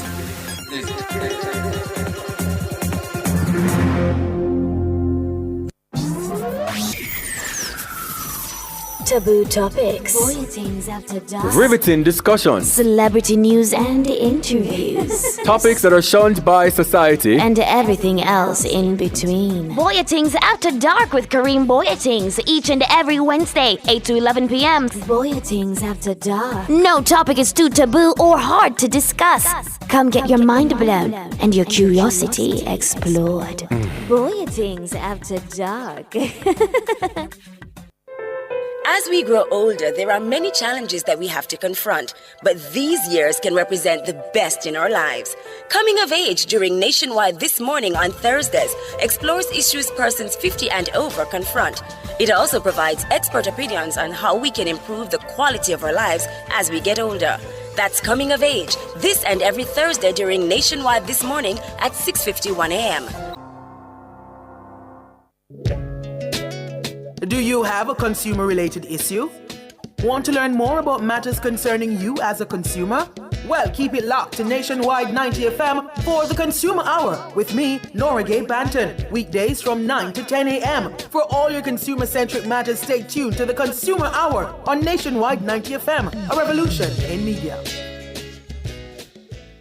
Catch the E-Zone with me, the Stinger Honeybee, alongside Kareem Boyatings. as we turn up the heat in the street. New show. New vibes. Same us. Same us.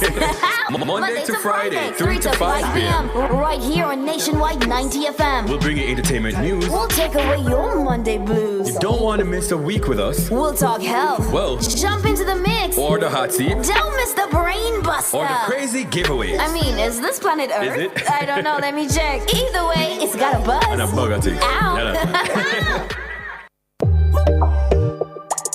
I'm Dennis Brooks. I'm Alan Campbell. I'm Floyd Green. And I'm Garth Williams. Catch us on the Jamaican Dads podcast right here on Nationwide 90 FM, Thursdays at 8 p.m. with a repeat on Sundays at 6 p.m. The Jamaican Dads podcast is all about providing men with a healthy, safe, and functional forum to tackle many of the taboo topics that concern our masculinity. Like everyone else out there, we're dads of varying amounts of experience who come from different backgrounds and often view the world differently. We're definitely not perfect, but we're all brethren and we're all committed to this piece of rock called Jamaica. Too often, there are no safe spaces for men to explore the issues which are important to us. Plus, most of the content out there about parenthood is produced by women, for women. So we think it is important that we be the change we want to see. Follow us on YouTube, Facebook, Instagram, and Twitter at Jamaican Dads with a Z. And definitely join us here on Nationwide 90 FM every Thursday at 8 p.m. with a repeat on Sundays at 6 p.m. for the Jamaican Dads podcast.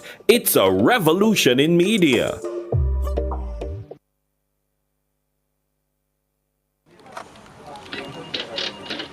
But is this real? Hey Greg, come look at this. Oh my, it's happening. Mr. Daniels, the numbers keep getting bigger and bigger. Sir, the clicks are off the charts. Hello, sales? What's the emergency? 9,000 clicks in one day? 3,000 order? So how much we have left? What? I'll soon call you back. Mr. Nakamoto, it's Danny from Jamaica. I need 5,000 of the big ones. We're back in business. Yes, sir. Arigato. Suene. Amplify your brand.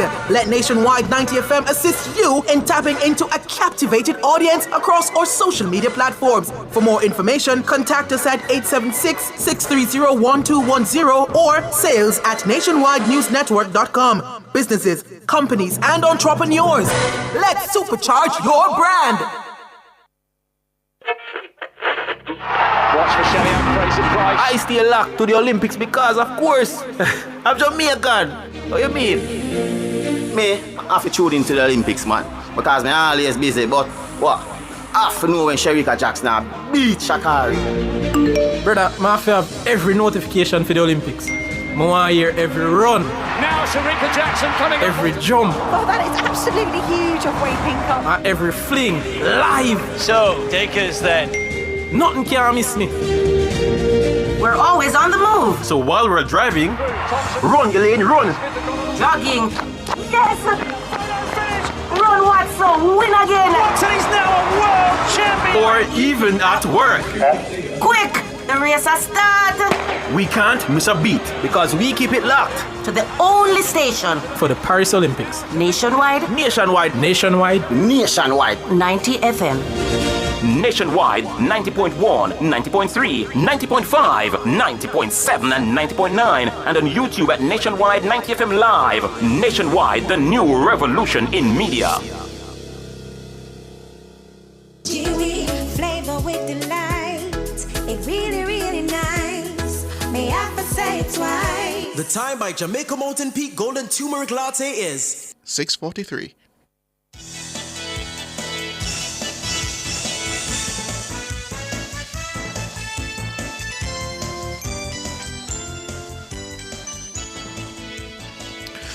Welcome back, listeners. It's time for the nation's business. I'm Siobhan Campbell.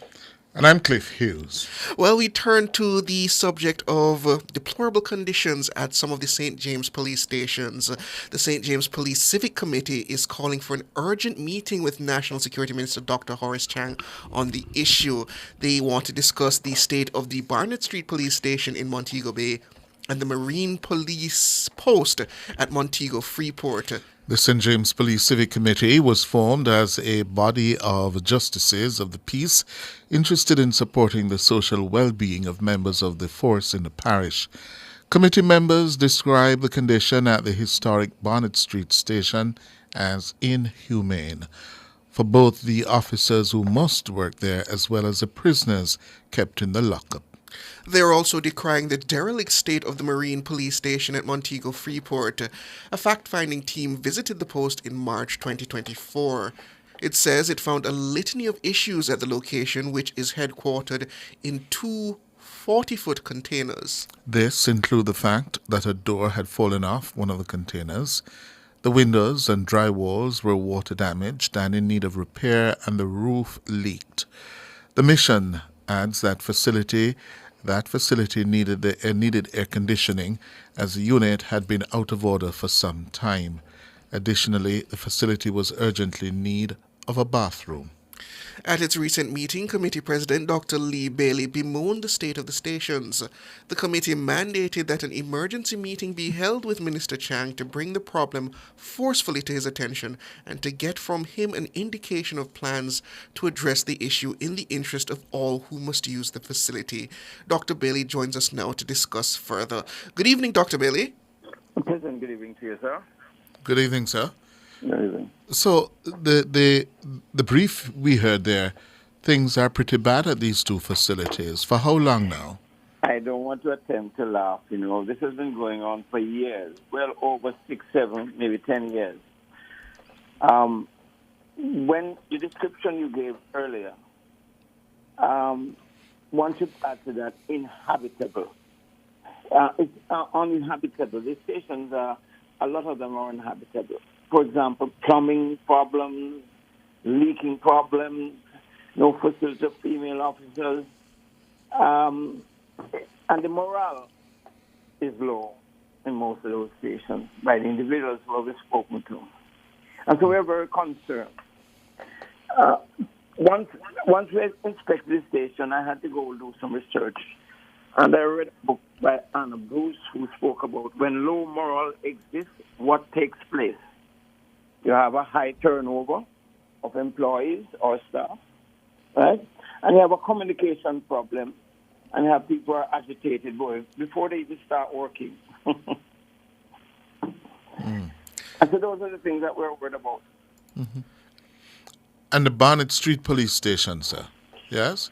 Well, isn't that... We've made several attempts, not only to the committee, but even as Rotary Assistant Governor, we went there to sort some things out, and we were told we could not do anything because the facilities were part of the heritage, Jamaica Heritage buildings, and you can't really do any serious repairs to them without a lot of bureaucracy. You can't do physical repairs? No. Meaning what? You can't fix a leaking roof? No. Why?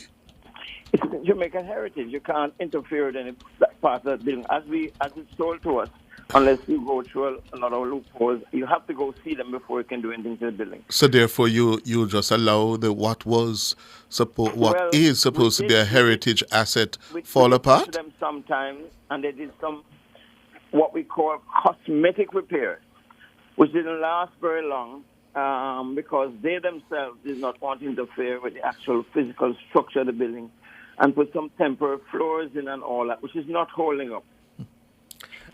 So, Dr. Bailey, it's specifically to the Barnett Street Police Station. I recall, were there not plans to move that post, so to speak? Did that fall through?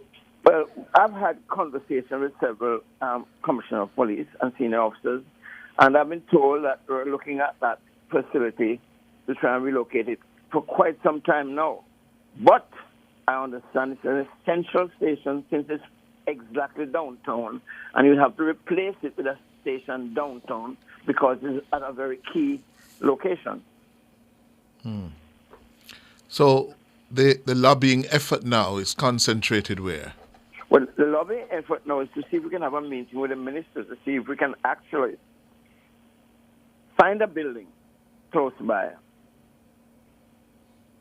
But certainly, we want to put any effort in trying to repair that station again. We have been there a lot. What I do understand, what is causing some of the problems, it is the probably only station in Montego Bay with a number of lockups which are functional. Mm-hmm. So, Dr. Bailey, that sounds like you have a wider problem in terms of the infrastructure for the police in St. James. Listen, we are trying to help the police, you see. We are trying to bridge the gap between the police and the citizens, and we feel as though civic duty to try and assist where we can. We inspected another station recently on Saturday, I think, in Springmount. And I remember about 5 years ago I inspected it, and it's the first time I've seen chink since I was 4 years old. Come again? It's not there anymore. But the wood that the chink was in is falling apart, and we are going to do something about it on Labor Day. Go ahead, Mr. Bailey. You have to understand this. We are trying our best because these people are working under some serious conditions. And we're trying our best to see how we can help. And we're also asking for some citizens who can help to come forward and help. During the next week, there are some police stations that only have seats for their customers, which is the public, to sit on. We're going to address some of those before Labor Day. Mm-hmm.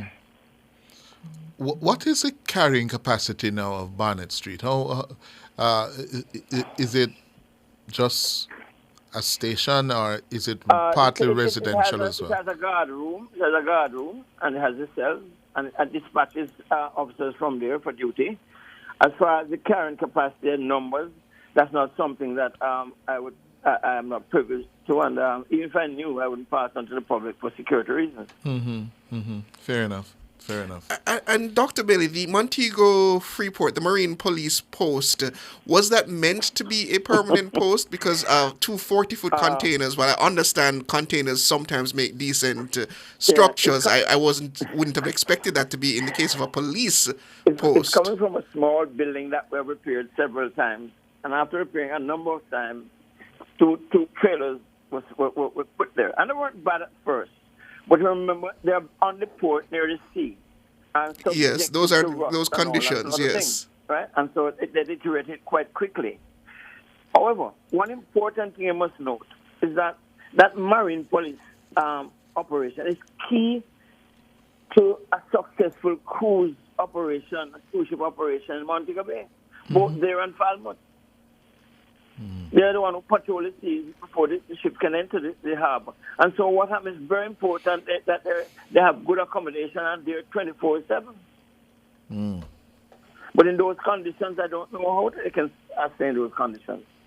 Yeah. And go ahead, sir. You also must note that we took the initiative to offer to service service the boat and to clean the bottom of the boat because those things were not in place. Because we want to make sure that there's a lot of water activity that takes place in the entire north coast there. And so we want to make sure they're efficient and can deal with a number of issues as it relates to the sea. We're not comfortable at even have enough boats. Well, you have the Minister of National Security as your Member of Parliament, the Deputy Prime Minister, and they have been on an effort to really repair police stations right across the island. And in his own backyard, Barnett Street, and is falling apart? We want to give them a little credit because we had one at Mount Salem that you're actually falling through the floor, and now they have a new, pretty nice station. And really thank them for that. Mm-hmm. But we also, beyond that, want to say to the police officer using those facilities, must take care of it. Mm-hmm. That? Yeah. They must take care of it. Mm-hmm. So when these facilities are put in place, we want to make sure that they take care of it because so I pass there sometimes and see something which is unacceptable. And this is why we have posted at least one justice of the peace at those facilities. Yes. To make sure we keep an eye on how the facility is being handled. Yes. We have a situation where it's had in the female bathroom and separation in some of the accommodation, and we're disgusted about that. Well, Dr. Bailey, I see here in a JIS article where both the Freeport police station and the Barrett Street police station are slated to be upgraded this financial year. Have you had words with the minister about this? Well, I wouldn't know that because I was hoping this is why we were going to set up a meeting with him to find out what the situation is. We don't want to pour effort into something that they're going to be repairing, right? And so this is why we want to see him as well. Mm-hmm. I haven't got that information. I suppose it's public information, but I haven't got that. Okay. Dr. Bailey, are you Lee Bailey? That's true, same one. Were you once a chairman of the board of St. James High School? Yes, sir. Were you? Yes, sir. When were you the chairman of the board? I can't remember the exact years, but I do know that it was sort of historical because I made sure that school was safe, and I made sure that the students understood that and what was required of them. And I had meetings with the parents or association and told them if they never came to a meeting, the children would be expelled from the school at that time. And I had 2,000 of them at meetings. I told them we were not a daycare center, we're a school, and they must play a part in managing the children at the time. And I actually selected the current principal that's there. And what I hear, I promise I'll pay him a visit to see if he needs any support. This is what's going on. Hold on. Under your tenure as chairman of the board, Mr. Williams was selected to be the principal. Yes. And that would have been about 20 years ago. Yes, but possibly, yes. Yeah. Yes. And how long after were you still the chairman since his arrival? I never had a chance of serving with him. I left shortly after. Oh, why? But I did go back and give some speech and encouragement to him and the students. Oh. That school was brought to a standard where it was rivaling any traditional high school. Had more passes than a trust school, safer than any other high school. That was under the late Hugh Dawes. Yes, I made sure that was so. Yes. So Hugh Dawes was principal for how many years there? Oh, I went there and saw him, I went there and saw him. I was about 6 years at school, so he must have been there 6 years prior to that. Yes. So it flourished under Dawes or what? Well, one of the reasons why I went there is that we had some serious problems in the early part of my tenure. And I made some very strict rules. And I went to the school sometimes 3-4 times a week. That was in the room that I was running the school. Rightly so, I was protecting people's children. And I wasn't afraid to suspend people, but I did it in a committee. And once I did that, they were not allowed to come near the school. I got funds and fenced the school right around. And I got some assistance from the cruise ship and put security check things in place. And the school was doing well. And I still think it is doing well apart from what has happened recently. Mm-hmm.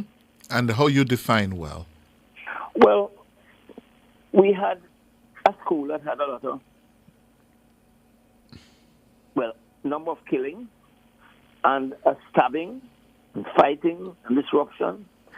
And the school had about 30 or 40 vendors in there, which I virtually threw out. And the first time I knew what a Cuban knife was, because they were selling Cuban knives in the school at the time, and only pertained to boys. When I read the files, I realized most of the boys that were between 17 and 17 and a half had to be supervised. The girls were not given so much trouble. And now I'm surprised to see that has changed. And now you hear the stories and the controversy surrounding the school now. What do you make of them? Well, I'm upset, and my friends have been calling me.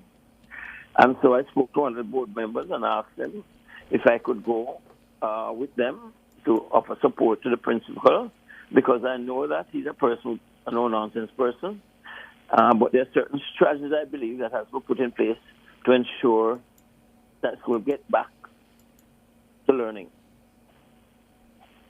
But learning isn't taking place there now? Well, something is going on for that to happen. Something has disrupted the learning process. Not necessarily educational, but something learning process. Yeah. You know? How long were you a chairman for of a school 6 years. board? 6 years. Yes. And in those 6 years, you'd have learned a thing or two about running boards, school boards. Very well, sir. Yes. Yeah. And as you understand it, yes, principles, issues relating to students' conduct and behavior, if it is so serious, would have to come to the board for decision to be made. Isn't that so?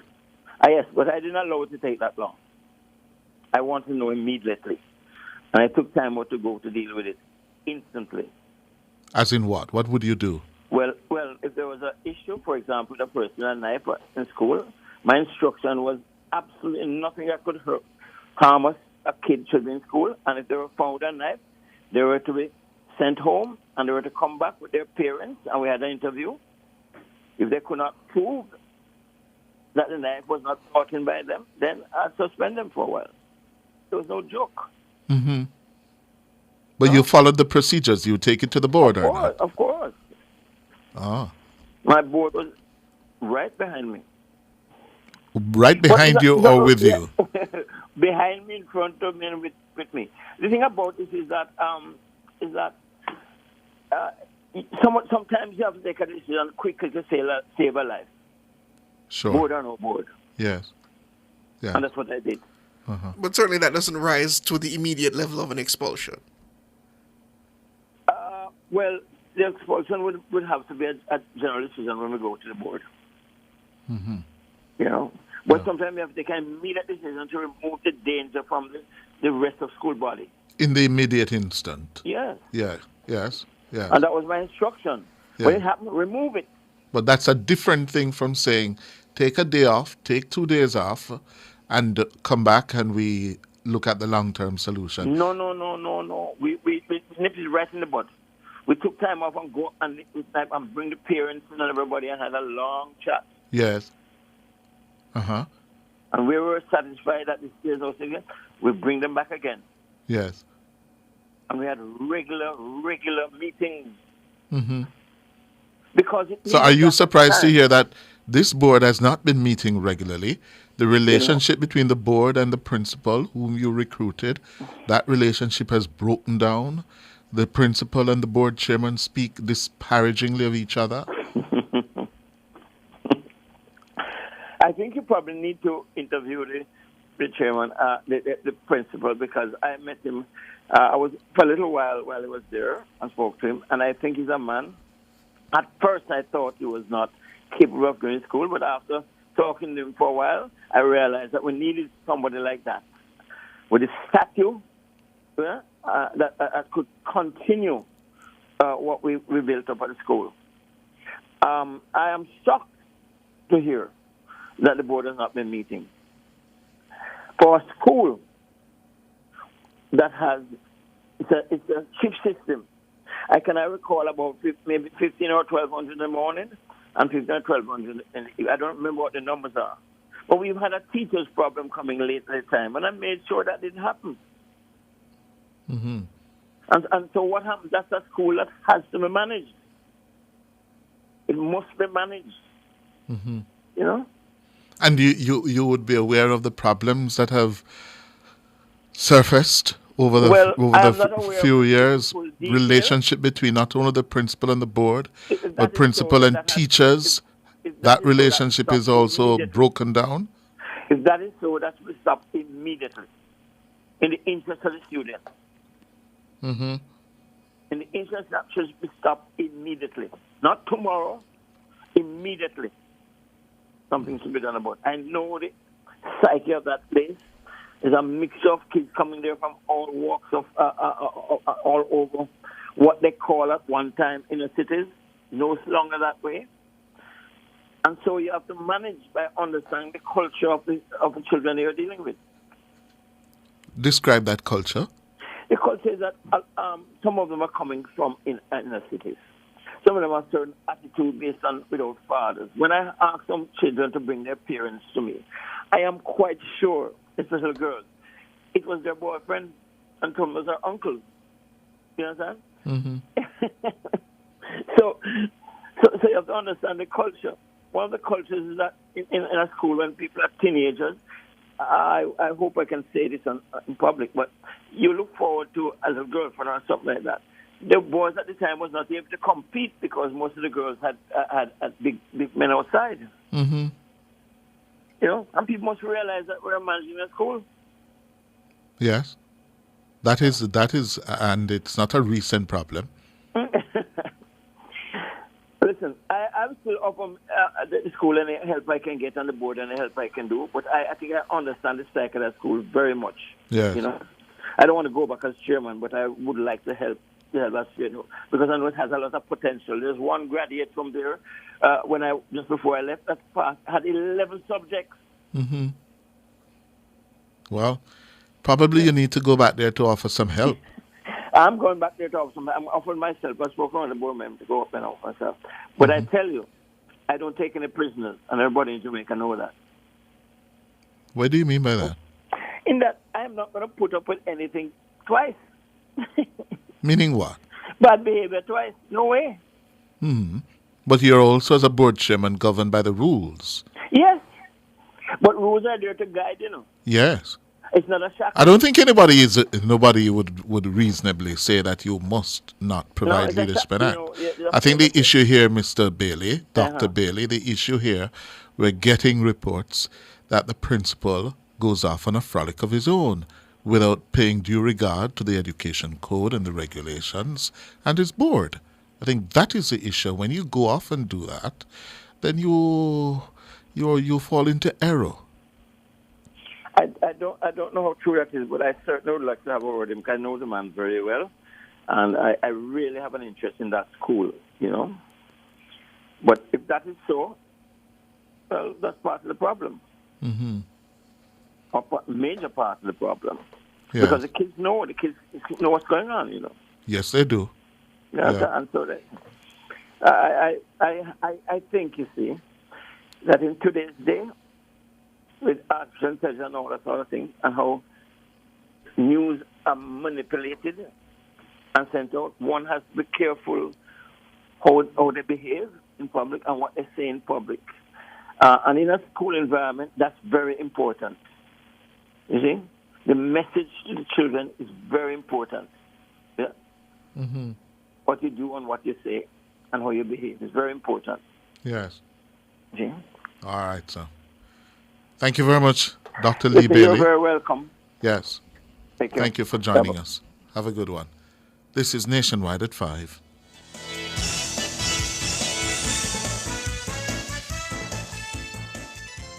Welcome deluxe, the cream cracker that rises to the top. So crisp, so light, so buttery. When you're good, you're just good. Hey, had the national flavor. You go want to buy this pack. So good, it's just so good. Welcome deluxe, the cream cracker that rises to the top. So crisp, so light, so buttery. National Baking Company, just so good. Some dreamers picture a place they call home, a house with no mortgage, a home that they own. Some dream of owning their very own store, meet a cafe or florist, or growing one into more. Where one dreams of making luxury shopping the norm, others dream of sports cars, the kind that perform. But one thing in common these dreamers all need is to build their wealth so they can achieve. Never settle for less than your dreams with Sagicor Investments. Call 888-SAGICOR to speak with a wealth advisor. Some see the glass half empty, others see the glass half full. You check if there's water in the tap, because smart investors think ahead. This is Sagicor Investments. Think like a stockbroker, giving you a clearer perspective on the investment markets. Welcome, listeners and viewers, to another exciting episode of Sagicor Investments Think Like a Stockbroker, where we give you the information and insights you need to navigate the market. Sitting with me again for this lovely episode is Jodian Ayres. She's Sagicor Investments Assistant Vice President for Research and Strategy. How are you doing, Jodian? Hey, Siobhan. I'm doing actually well. How are you? I'm doing quite wonderful. Getting into this world of investments, quite intriguing. Yes, it is. And thinking of this now, we were talking last week about mega forces, these large industry-changing events and technologies that shift how investments work. Can you give us a breakdown of what those mega forces are? Well, I think Siobhan already kind of gave us a breakdown of what mega forces are. So we're learning, right? So just to recap, mega forces are big structural changes that affect investing both in the current, as we are now, as well as it could be far into the future. So we want to consider mega forces as key drivers for a new type of regime in terms of for greater macroeconomic stability. And so they are poised to create big shifts in terms of how it is that we see profitability in economic sectors. And this creates some great opportunities for investors, but also could create some risk for them as well. So think of a regime change in terms of how it is that investors are watching the market, how it is that they're looking at what is going to possibly happen in the market for the future. So they create quite a bit of opportunity, as well as, with opportunities come risk, because these are changes. So you're looking at something that's happening that could impact macroeconomic stability, that could impact sector profitability. And with such sort of expected grand returns, there's going to be some amount of risk, particularly because we're going into new spaces and there is that sort of learning and coming up the curve that presents just opportunities but risk. So particularly mega forces we mentioned last week was AI, demographic changes, as well as how it is that we are shifting as the world into more low carbon emissions, particularly electric vehicles. So consider, particularly for you as an individual driving around your town or city, how many more ports or charging options you're seeing for electric vehicles. That has been increasing. So that points to something that's shifting within the market space. Also, I recently had lunch with a friend of mine and we were talking about, electricity costs as well as, savings. And she mentioned that with her hybrid vehicle, she's actually reaping benefits from petrol savings. So she's not spending as much filling up because she has now switched to hybrid.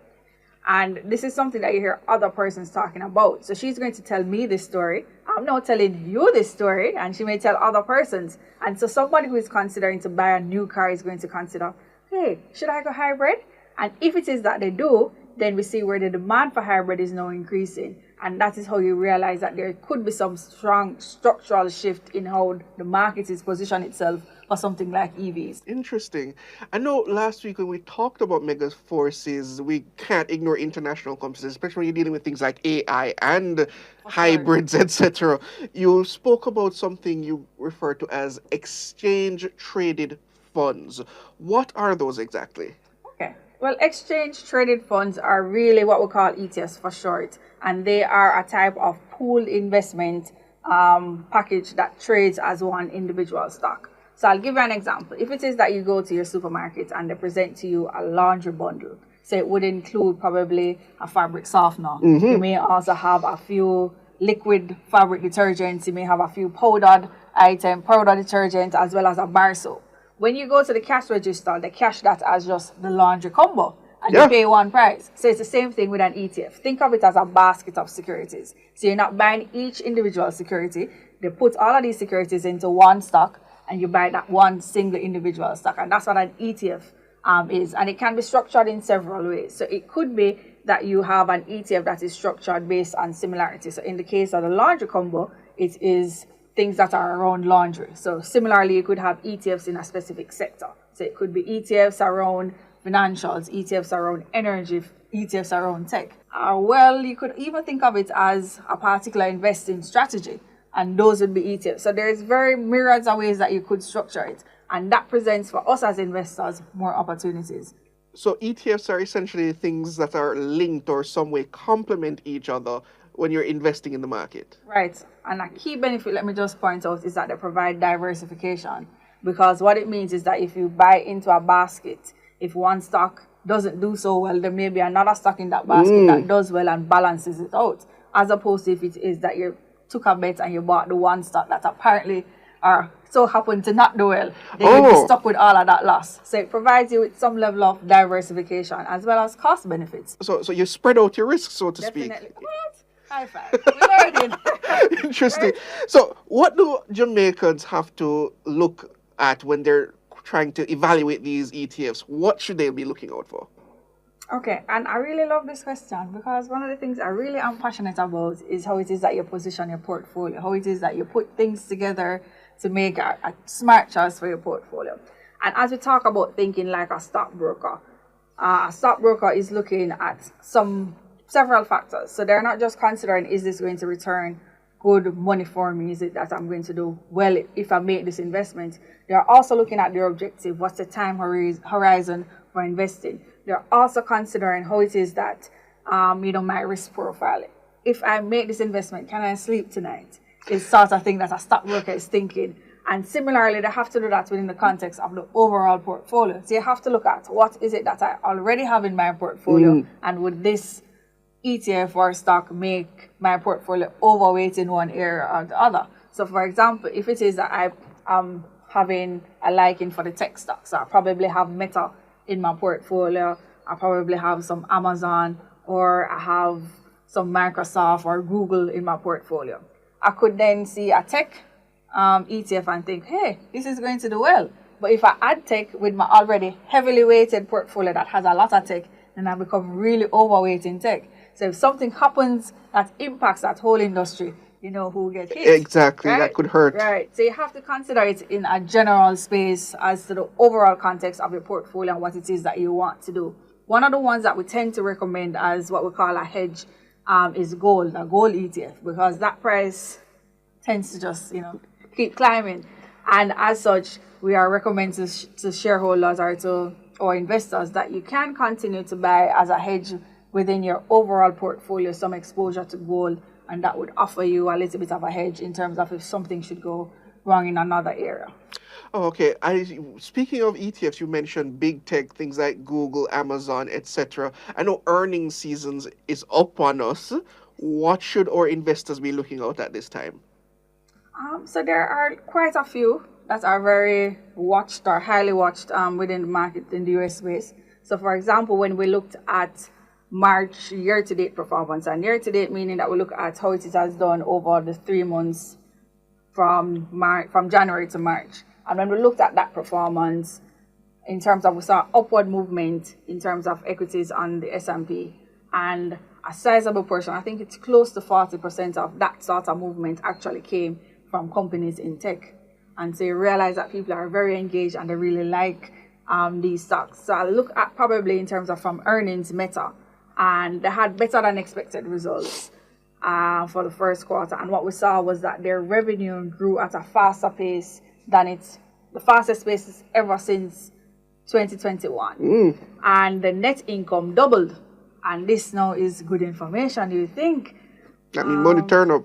Yes, that's what you'd think. But the stock price fell. Oh dear. And I think this is really a point where we can cement the thinking like a stockbroker. Oh. And the reason the price fell was because the CEO at the earnings call gave some information on what he's expecting to see in the next quarters coming. And he says, we expect sales to take a little bit of a dip. And it's that future outlook that would have resulted in a dip in the stock price. So you also have to balance the historical with what it is that you're expecting, because as investors, we're buying into the future. And that plays a key role in terms of what it is, the decisions that we make now based on what it is that we're expecting to come. Yes, and we spoke about this last week as well, this thing of keeping track of the trends and how things are going. So give us another example of a big tech company that's doing quite well. So I wouldn't say doing quite well, but in terms of stock price, I saw an appreciation in the stock price for Tesla. And they would have came out with their earning results similar to Meta, and they actually had a dip in terms of performance. So profit for them was down about 55%, revenue fell about 9%. And as I said, which probably is surprising, is that the stock price increased, even though there was not such a great performance. And similarly to how it is that we looked at Meta, where it was actually the outlook that created some amount of market movement. In this case for Tesla, it was actually that the CEO pointed out that they're expecting to move up their production for more affordable type vehicles earlier than planned. And this provided a boost for the market. So we're seeing two contrasts: a company that had good results for Q1, but had a poor outlook and saw a dip in the price, and another company that had poor results for Q1, but had a positive outlook, and that resulted in an increase in the share price. So what would you say is more important, the actual earnings or the outlook? So the two go together. You can't have one without the other. It's really the future that is key, because as investors, we're buying for the future. So if it is that a company did well historically, but we're not expecting this to continue, or there's going to be some shift that is pushing it outside of its normal performance, then you want to stay away from that. So you always have to look at what is expected, because we're valuing the company now based on what it is that we think it can do in the future. So the future is very, very key. It's the more important part, but we don't exclude the trends that we have seen, because that gives us some impact as to whether it is we could see recovery, or whether there is some sort of trend that could say probably it's just a one-off and the company tends to recoup, or it has a wave where it is sometimes up in one quarter, and then the quarter two traditionally is a low quarter, and we'd factor that in as well. So that's definitely something to watch, listeners, viewers. Well, let's come back home for a bit. What would you consider here a top pick? Okay, so for us, we are also in earnings season, so we are seeing a little bit of trickling of some companies releasing earnings. And one of those that I'd like to highlight is Jamaican Teas Limited, which trades under the ticker JAMT. And net profit for that company for the quarter ended March 2024 actually saw quite a bit of a great jump up. And one of the things with JAMTs is that they actually purchased a new factory in Temple Hall, and they sold their original factory on Bell Road. And we saw where, in terms of what it is that they're looking for outlook, is that merging or moving from Bell Road into Temple Hall is going to provide for them some sort of cost efficiencies. And their company, in terms of what it is that they're planning to do, is doing well. Typically, it's a company that we'd recommend because it has a very low price to earnings. And this is a new term that we're introducing, right? So price to earnings is really how it is that the price of the company based on what it is that it's earning. So you want to look at how much is that I'm paying for the profit, because that's what really comes to me. So if the profit comes to me, I want to know how much am I really paying for this profit. So how much is the buy-in essentially? So it's typically based on sector. So some sectors may have higher PEs. So currently in the market, we're looking at PEs that are below or in single digits because of how valuations currently are. So for companies that have PEs below 10% or 10 times, we think those are generally good. We, just based on a PE basis, that we'd want to recommend those. It's not the sole thing that investors look at, but one of the factors that we look at, and that would help in terms of probably narrowing down what it is that you could choose to look at. And before we wind up, we can't go without talking about the economic indicators. How are things looking this week? So what we're looking at is just on Friday, personal consumption expenditures would have been released. And as we have been talking a lot about inflation and interest rates, PCE, which is the personal consumption expenditure, is that indicator that the Federal Reserve prefers as its gauge to see where inflation is going. And we'd have spoken last week that we got some information coming out from inflation numbers, and the Fed is pointing to higher for longer, and the PCE data doesn't really offer any much optimism. It's pointing to the fact that there's actually an increase that we're seeing in the data that came out on Friday from 2.5% to 2.7%. And that means that in terms of our expectation that we could see interest rates really remaining higher for longer, as the Fed chair had actually pointed to when he spoke a few weeks ago. So it's not really painting a good picture. It means that we are, as consumers, really buying, and the market is moving, and that is really affecting prices in general. And that target that they'd want to have for 2% seems a little bit further in terms of being able to achieve that than we'd like, and that means that rates could stay at the higher levels for a little longer. So break that down to us. What does that mean for the average investor when they're thinking like a stockbroker?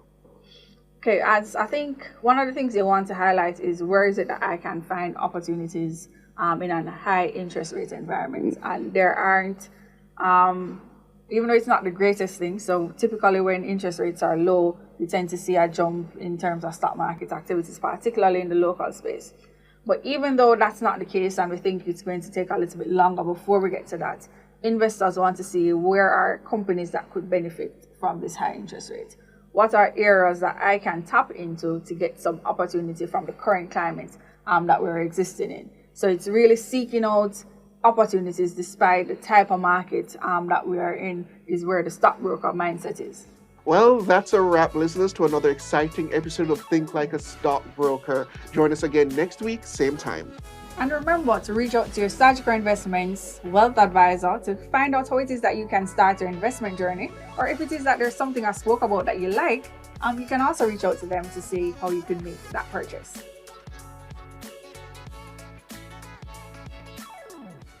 That was Sagicor Investments. Think like a stockbroker. Smart investors think ahead. Join us on Nationwide 90 FM, Wednesdays at 7 p.m. for Sagicor Investments. Think like a stockbroker.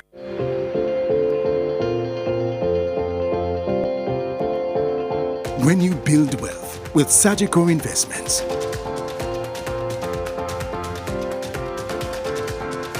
you never have to settle for less than your dreams. Call 888-SAGICOR to speak with a wealth advisor so Sagicor Investments can help you create, grow, and preserve your wealth.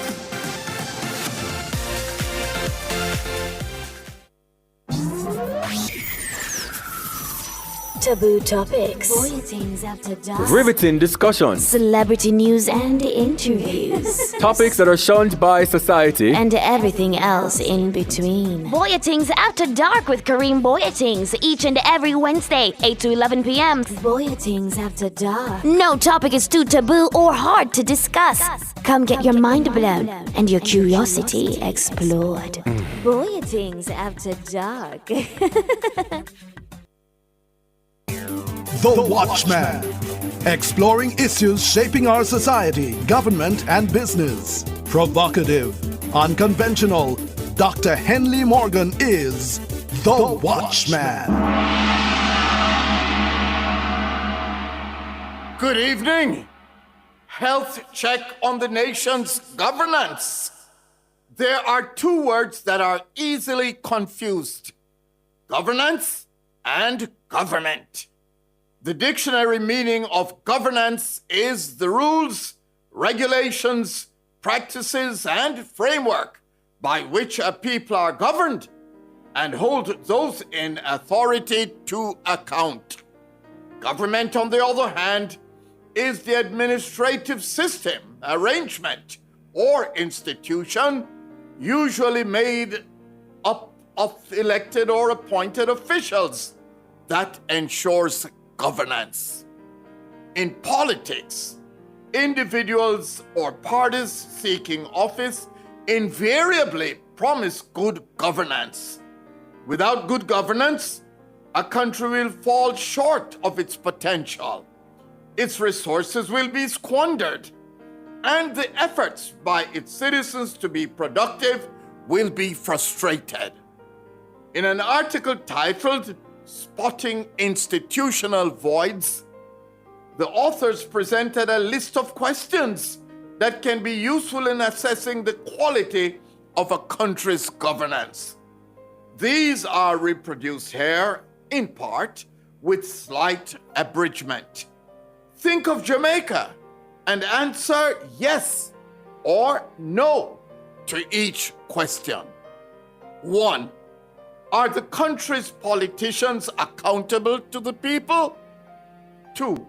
Does the Constitution give the people the power of impeachment or recall where public trust is breached? 3. Are the roles of the executive, legislative, and judiciary clearly defined with checks and balances to avoid excesses in any of the three? 4. Is the justice system, including policing, effective? Can the governmental authority guarantee law and order? 5. Are fair play and justice, compared to cronyism, nepotism, and corruption, the cultural norm? Does the government set a good example by its own actions? 6. Are the country's politicians and government bureaucrats of a sufficiently high quality in terms of qualifications and ethics? 7. Does the government regulate business without unnecessarily interfering? Is the government consistent in its policies toward business? 8. Are civil society organizations and environmental groups active in the country? 9. Is there a process for the orderly change of government? Does it work? 10. Is new talent attracted to the political process? Can an outsider enter politics and with relative ease ascend to a position of influence purely on merit? Giving 10 points for each question answered in the affirmative, I scored Jamaica 60 out of 100 for quality of governance. A lot more work needs to be done in areas such as voice of the people, accountability of the government, effectiveness of the social and political system, regulatory regime, rule of law, and corruption. Think on these things. Produced by Agency for Inner City Renewal, AIR, and recorded in the Jamming Studio Trenchtown, a breath of fresh air bringing change to the inner city. Some dreamers picture a place they call home, a house with no mortgage, a home that they own. Some dream of owning their very own store, meet a cafe or florist, or growing one into more. Where one dreams of making luxury shopping the norm, others dream of sports cars, the kind that perform. But one thing in common these dreamers all need is to build their wealth so they can achieve. Never settle for less than your dreams with Sagicor Investments. Call 888-SAGICOR to speak with a wealth advisor. Okay, listeners, we're now going to be taking your calls. The numbers are 630-937-124 and 618-8255.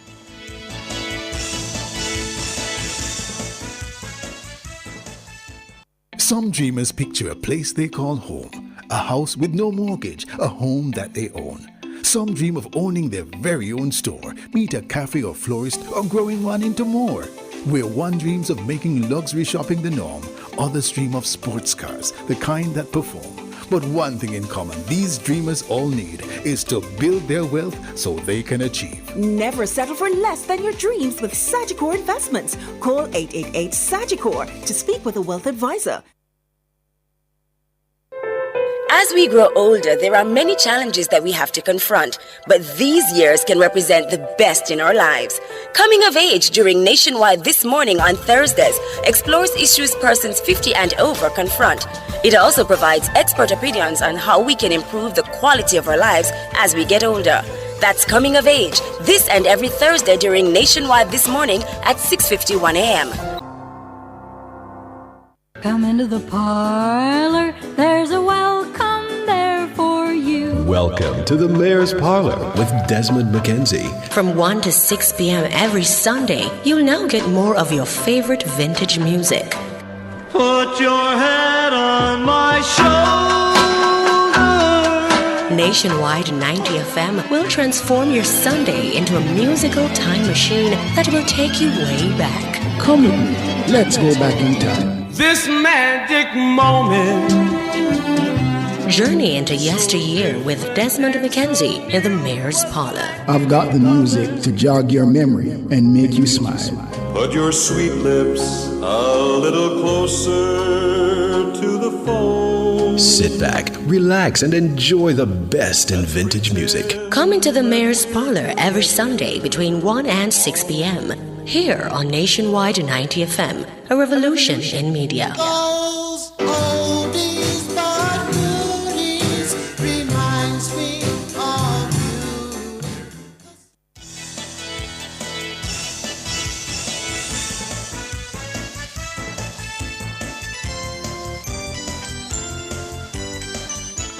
26 minutes going up to 8 o'clock. We're going to take your calls now on 876-63093-7124, 876-618-8255. Our first caller of the evening is Carl. Good evening. Mr. Hughes, evening, Shavar. Good evening, Carl. Mr. Hughes, I want to start with Julian first. When the government did overperform 2 years ago, Julian never concerned. Indeed, I tell we say, human leader, to run with 40 billion. And when all we are telling him, say, no, you can't run with the 40 billion. Because anything can happen. You see, if we take that the advice from the two of them, and we are underperformed by 25 billion now, you see, we could be in problem.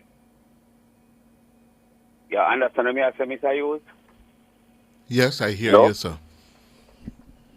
And, come this morning or no time and say to us, say, all right, so long as we are underperformed by 25 billion, take back $2 billion for what they give to education. Security, take back $2 billion. The excellent program of I go send Pitney a school for 13,000 plus pay them 15,000. Give them 13,000 and see what you can continue to cut back after that. To see if we can make the revenue continue to perform. You just come say your concern and that them talk about opposition. Come with a solution. And Mr. Hughes. Yes, Carl. Me a one way. Me worse than Mr. Warmington. Because then on this place of garbage should have trained a pit toilet a country. All time pit toilet. Mr. Hughes, not even 1 month after local government election. It wasn't a month that Anderson come with him foolishness. Then if PMP did a lead in a poll by 8%, why they never win the local government election? Actually, it's more than a month after the local elections. Local elections are February 26th. All right. Give them, say a little bit of one. Why they never win the local government election then? If they did that so well in a poll, why they never win the local government election? And the question every time, interview all done on this. He went to St. Lucia, he lose over there. He lose against Bruce Colin and Portia Simpson. He call against Jeff down at St. Elizabeth and Boltman. And he lose there, so. He lose St. Anne with the cricketer Wavenheim. And he still I say, my best pollster. Me not understand that. Because when Carl Stone was around, Carl Stone didn't poll for no political party. And that's what Dan Anderson is doing, this poll for the People's National Party. Yes, the poll was And commissioned by the PNP. Repeat? As the poll was commissioned by the PNP, but I'm sure the poll was still conducted within his standards for polling. Gleaner try to sell it like I say. It's not a party commission him to do the poll. That is the problem. And they try to put it on a newspaper. But then we put it, say, Mark Golding and the PMP commission, PMP done and this, if you do a poll. So if the JLP did commission somebody to do a poll, we're not going to trust the results because the JLP commission. But you don't have to say, Shavai, that the Jamaica Labour Party, if you publish it in a Gleaner, the Jamaica Labour Party, when Bill Johnson was around, the Jamaica Labour Party hired Bill Johnson to do a poll. You ever notice when Blue Data do, you hear Cliff Target 2 place them where commission Blue Data to do the poll, but the way this year poll you sell, I try to sell for a newspaper and to fool the country. It's like, I know, if PMP higher than this, if we do a poll, what result do you expect to get from it? One would hope if Mr. Anderson is a poll source, he thought he'll give the party the information that they need, not the information that they want to hear. Exactly. They want to hear that. Okay, Carl. Thank you. Have a good evening. 21 minutes going up to 8 o'clock. Yes? Bobby, good evening. Yes, good evening, sir. Good evening, Siobhan. Evening, Bobby. Yes, so how is everything, gentlemen? I'm good. Yes. I just want to talk about the poll findings from Mr. Don Anderson. That is a distraction. That poll is just trying to just distract the sight of the people from the good work what the Andrew Holness government has been doing. If Mr. Holness must, our PR person should come out and talk about the number of achievements this Holness government has achieved for the people over all these years. I work on a school executive, and Mr. Holness watch, you have more children going on part, the part increase more. Mr. Holness give out a lot of houses to people who cannot afford it. He ensure that people now who cannot afford good education, they are now enrolled in art. It is a number of stuff he has been doing. And if you do a research last year this time, leading up to the PMP annual conference, it is the same result. The poll come out and show you, oh yes, Mr. Golden, if he is not neck and neck, he's leading by how many points and so. Mr. Hughes, this is, as far as I am concerned, because their annual conference is coming up, they want Mark Golden to look good. They don't want nobody to really contest him at the next party conference. Mm-hmm. So this poll, what Dan Anderson put out, it is just a distraction to the people, right? So in it, the people will not focus on the good job what Mr. Holness and his administration is doing. You have a look on tourism. You have a look on agriculture, right? His ministers are doing well. They are not sleeping on the job. And you see, if they were sleeping on the job, Jamaica would crash already. So it's just one thing I want to tell the PMP and Mr. Dan Anderson, if an election should call right now, Andrew Holness and the Jamaica Labour Party gone clear again, because smart people, business people, and so on see the good job what Mr. Holness is doing. He is the only prime minister the country has ever seen an increase in salary come up for the parliamentarians, and him don't take any. He is working on the low salary for the people of Jamaica. He's always there. All right, Bobby. Thank you for the advertorial. Okay, All right. then. Thank you. Good. Good. 18 minutes going up to 8 o'clock. Yes. We have who? Richard? Good night, gentlemen. Good evening, Richard. Thomas Jefferson defined what governance is like in America. What is our definition for governance? Because he was saying that all men are created equal, and they're endowed by the Creator with certain inalienable rights. That means rights that cannot be taken away.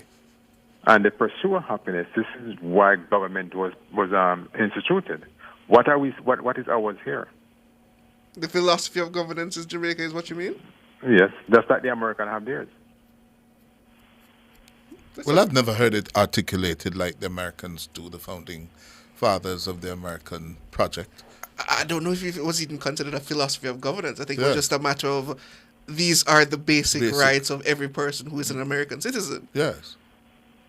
Yes, but he said these are the reasons why government was formed, to ensure that people can be... To defend the rights of the citizen. Yeah. But I think that would be at least I would hope that would be the philosophy of any government in any country, to defend the rights of its citizens. Well, I won't go into that, but Mr. Hughes know a lot of that happened in the 60s, the 70s, the 90s, right? One other thing I want to take up here, Mr. Hughes, I've heard you talk much in agriculture. I am looking at the percentage of young farmers to elderly farmers that we have in our agricultural sector, because if we look at a lot of old farmers, how much can they produce? Because age is a factor. Wouldn't that be so? Yeah, I think we need to rebalance that ratio. We have predominantly older people involved in agriculture than younger people, and we need to rebalance that. Yes. We need to make agriculture more attractive for younger people to get involved. And one other thing that I've been questioning, where is the cutting-edge technology that our university and the scientific research and are bringing forward to the table? There are efforts underway, sir. There are more and more people using hydroponics, for example. Yes. Yeah, more and more of that. It's too slow. Yeah, but people recognize that we need to infuse not only agriculture, but agro-processing as well. Yes, with more modern methods, of planting, monitoring, nurturing your crops and reaping them. And then... But we also have the aeroponic farming, because I spoke to the minister recently, and he said just recently somebody brought that demonstration to him. He didn't know about it. Hydroponics? And that's aeroponic, where they use the mice from the air to grow the plants. They use a what? The heat from the atmosphere. Oh. Agriculture without roots. Mm-hmm. Wow. And, this is something that we need to look at. I try to engage the Minister of Water, but I can't get through to him about atmospheric water system. How feasible is it for us to bring that to Jamaica, seeing that we have so much drought? Mm-hmm. I don't think we need to go to such an expensive measure. I think a lot of people keep putting forward things like desalinations, atmospherics, when we have abundance of water. It's just a matter of channeling it to where it needs to be. But we're not getting there yet. Yeah, but that is going to be far more feasible and cheaper than to go to the route of desalination or atmospheric watering. I am one for the atmospheric water. Anyway, gentlemen, have a good night. Have a good evening. You too. Thanks. Cleveland. Yes, Mr. Yo, Siobhan.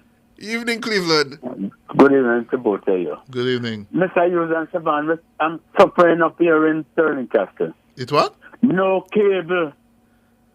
Oh. No cable.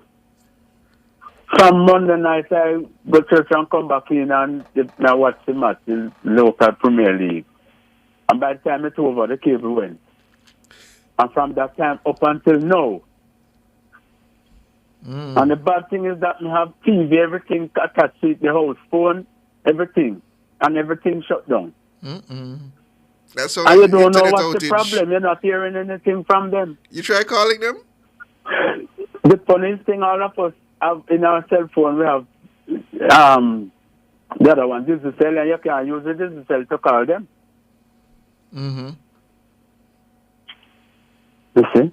Yeah. And we don't hear nothing. They don't put nothing over on radio to say, well, this is the problem. Bear on with us or so. And no You know. cable. No cable. No How cable. long ago you say? From Monday night. Over the weekend, I think. From Monday Friday, night? Saturday, we there. We couldn't even watch no match or anything. I think. From Friday Monday and night? Saturday. Yes, from Monday night. And who are your cable providers? Flo. Flow. It sounds like a serious Yes. outage. Oh. Not a word. You don't know what really happened. So you not call them Cleveland? As I say, you can use the cell phone to call them, you know, sir. You can use digital to call them. Why? Why not? You never got through. Really? Unless me have it wrong, but you can use your digital to call them, for them number. You sure you pay your cable bill, Cleveland? You don't pay my bill, man. I'm a bill not to pay until the 6th of May. But Cleveland, why you can't use your digital phone? May, we're up until Monday. But Cleveland, you can use your digital phone to call. 12 or 13,000 because they raised it in April. They put on some protectors in it in April and we pay up the bill. When it come on to that, we make sure we pay up a bill. Flo? And the bill don't ready again until the 6th of May. Oh. And it's where in Red Hills? Well, right here in Sterling Castle where me is, and it's not me alone. I think another other person having it. Not having any cable. Only So it looks Sterling, like only Sterling Huh? Castle. Only Sterling Castle. Only if it's only in Sterling Castle? Yes. I don't know. I don't know, sir. But I know people really close to me are not having any cable. So make your appeal to Flo. Come on, Flo. Let us know what's happening. Your customers in Sterling Yeah. Castle, in Red Starving Hills, us, man, from the can watch nothing. from Monday. Yes, from Monday night I come home and it went. I just see the ending part of it, match. And before they even done this, 3 that's days when it now, was done. going 4 days tomorrow. Come on, Yes. Flo. But Cleveland, you need to call them man to find out what is happening. I'm going to have to go there, sir. I got the one in Alpha Cheese. No, but you can use your Digicel number, man. You can use Can your use the Digicel Digicel? phone. Yes. Yes. If they can use the digital for Yes, Flo? man. Of course. Why not? I don't think so. I know I'll try. No. I'm not sure. I think I'll get There's the no such understanding that you restrictions, can't Cleo. use it to call them. No, you can use your Digicel phone to call. All right, I will try it. Yes. But they need to do something. Tell me something, man. Yes.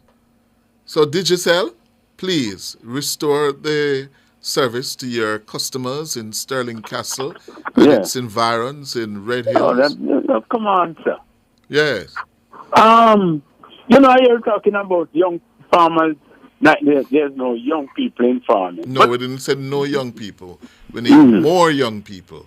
Okay, because when I go to the market and I see the young men and young ladies, them with them van, you know, and coming from country with them van, Yes. with things that them plant, Mm-hmm. you know, I always admire that to see that the young people them are getting themselves involved Yes. in these things. What the caller was saying that we have too few relative Yes. to the older people who are True. in agriculture. Yeah. We need to have more of the younger people in agriculture. Yeah. Yeah. So you got your voice note, Cleveland, If I get my voice note, from Warmy.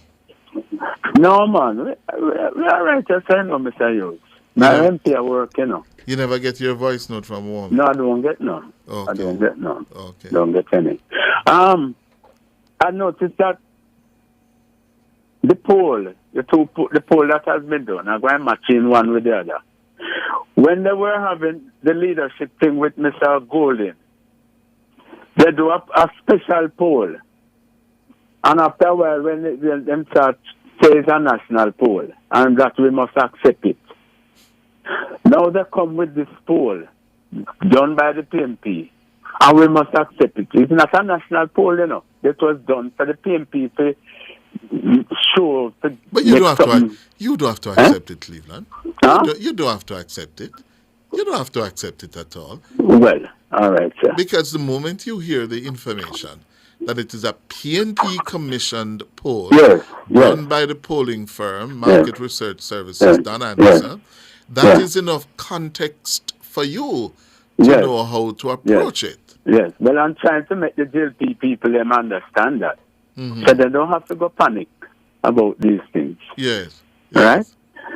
Mr. Powell and the JPS, I hear him complaining that they're not doing any investment in the country. But who is to be blamed for that? Not them. Mr. Powell and the PMP people, they must be blamed for that, Mr. Hughes. That dreadful plan where they make from those earlier days. They just go from out of Atlanta, I think. Yeah, but I think Mr. Patterson is part of this group or something. That was Miran from the 1999, 2001. It was a bad deal. Yes. And the public service is taking advantage because the government at the end of the day give them advantage over us. We have moved beyond that bad deal of Miran. Yes. The license. Change the plan or anything. Yes, we have had opportunity to change what's the name of the legislation? The All Island Electricity Act. Yes.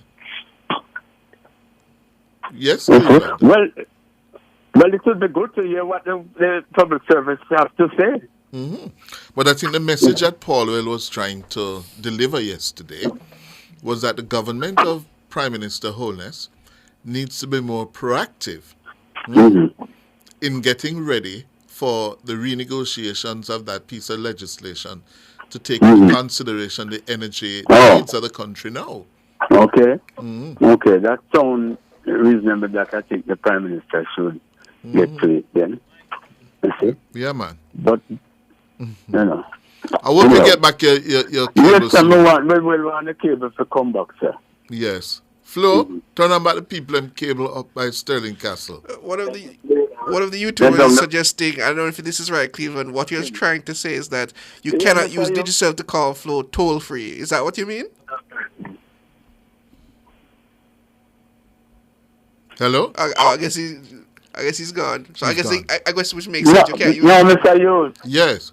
My son just come home and see them down the road working. So there you go.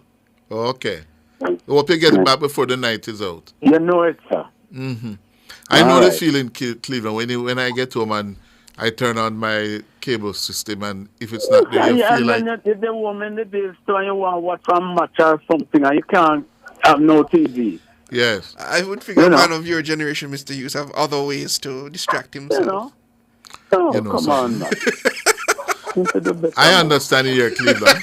I don't like go home now, and when I get home, I want to watch the Indian Premier League cricket. Or I want to watch what the Americans networks are reporting on the BBC. Man. It's important. Well, watch basketball tonight that you never see nothing or anything. Okay. You know. All right, Cleveland. Who we have? Mike. Yes. Good evening, Cliff. Good evening. You have to be quick. We're almost out of time. We have a minute. I'm trying to be as quick as possible. Just to say, in terms of the results from the poll, I think it's good for democracy because I've watched oppositions, and even in the 90s and early 2000s, I wonder if there was an opposition at that time. So it's good to show that the opposition is viable. My concern, though, although the polls are showing whatever they are showing, I'm yet to hear what plan the opposition has as it in terms of advancing the country and putting a policy forward. And I think it's dangerous that a party can be moving up so much and they have not advanced exactly or even give a general idea as to what they're going to do.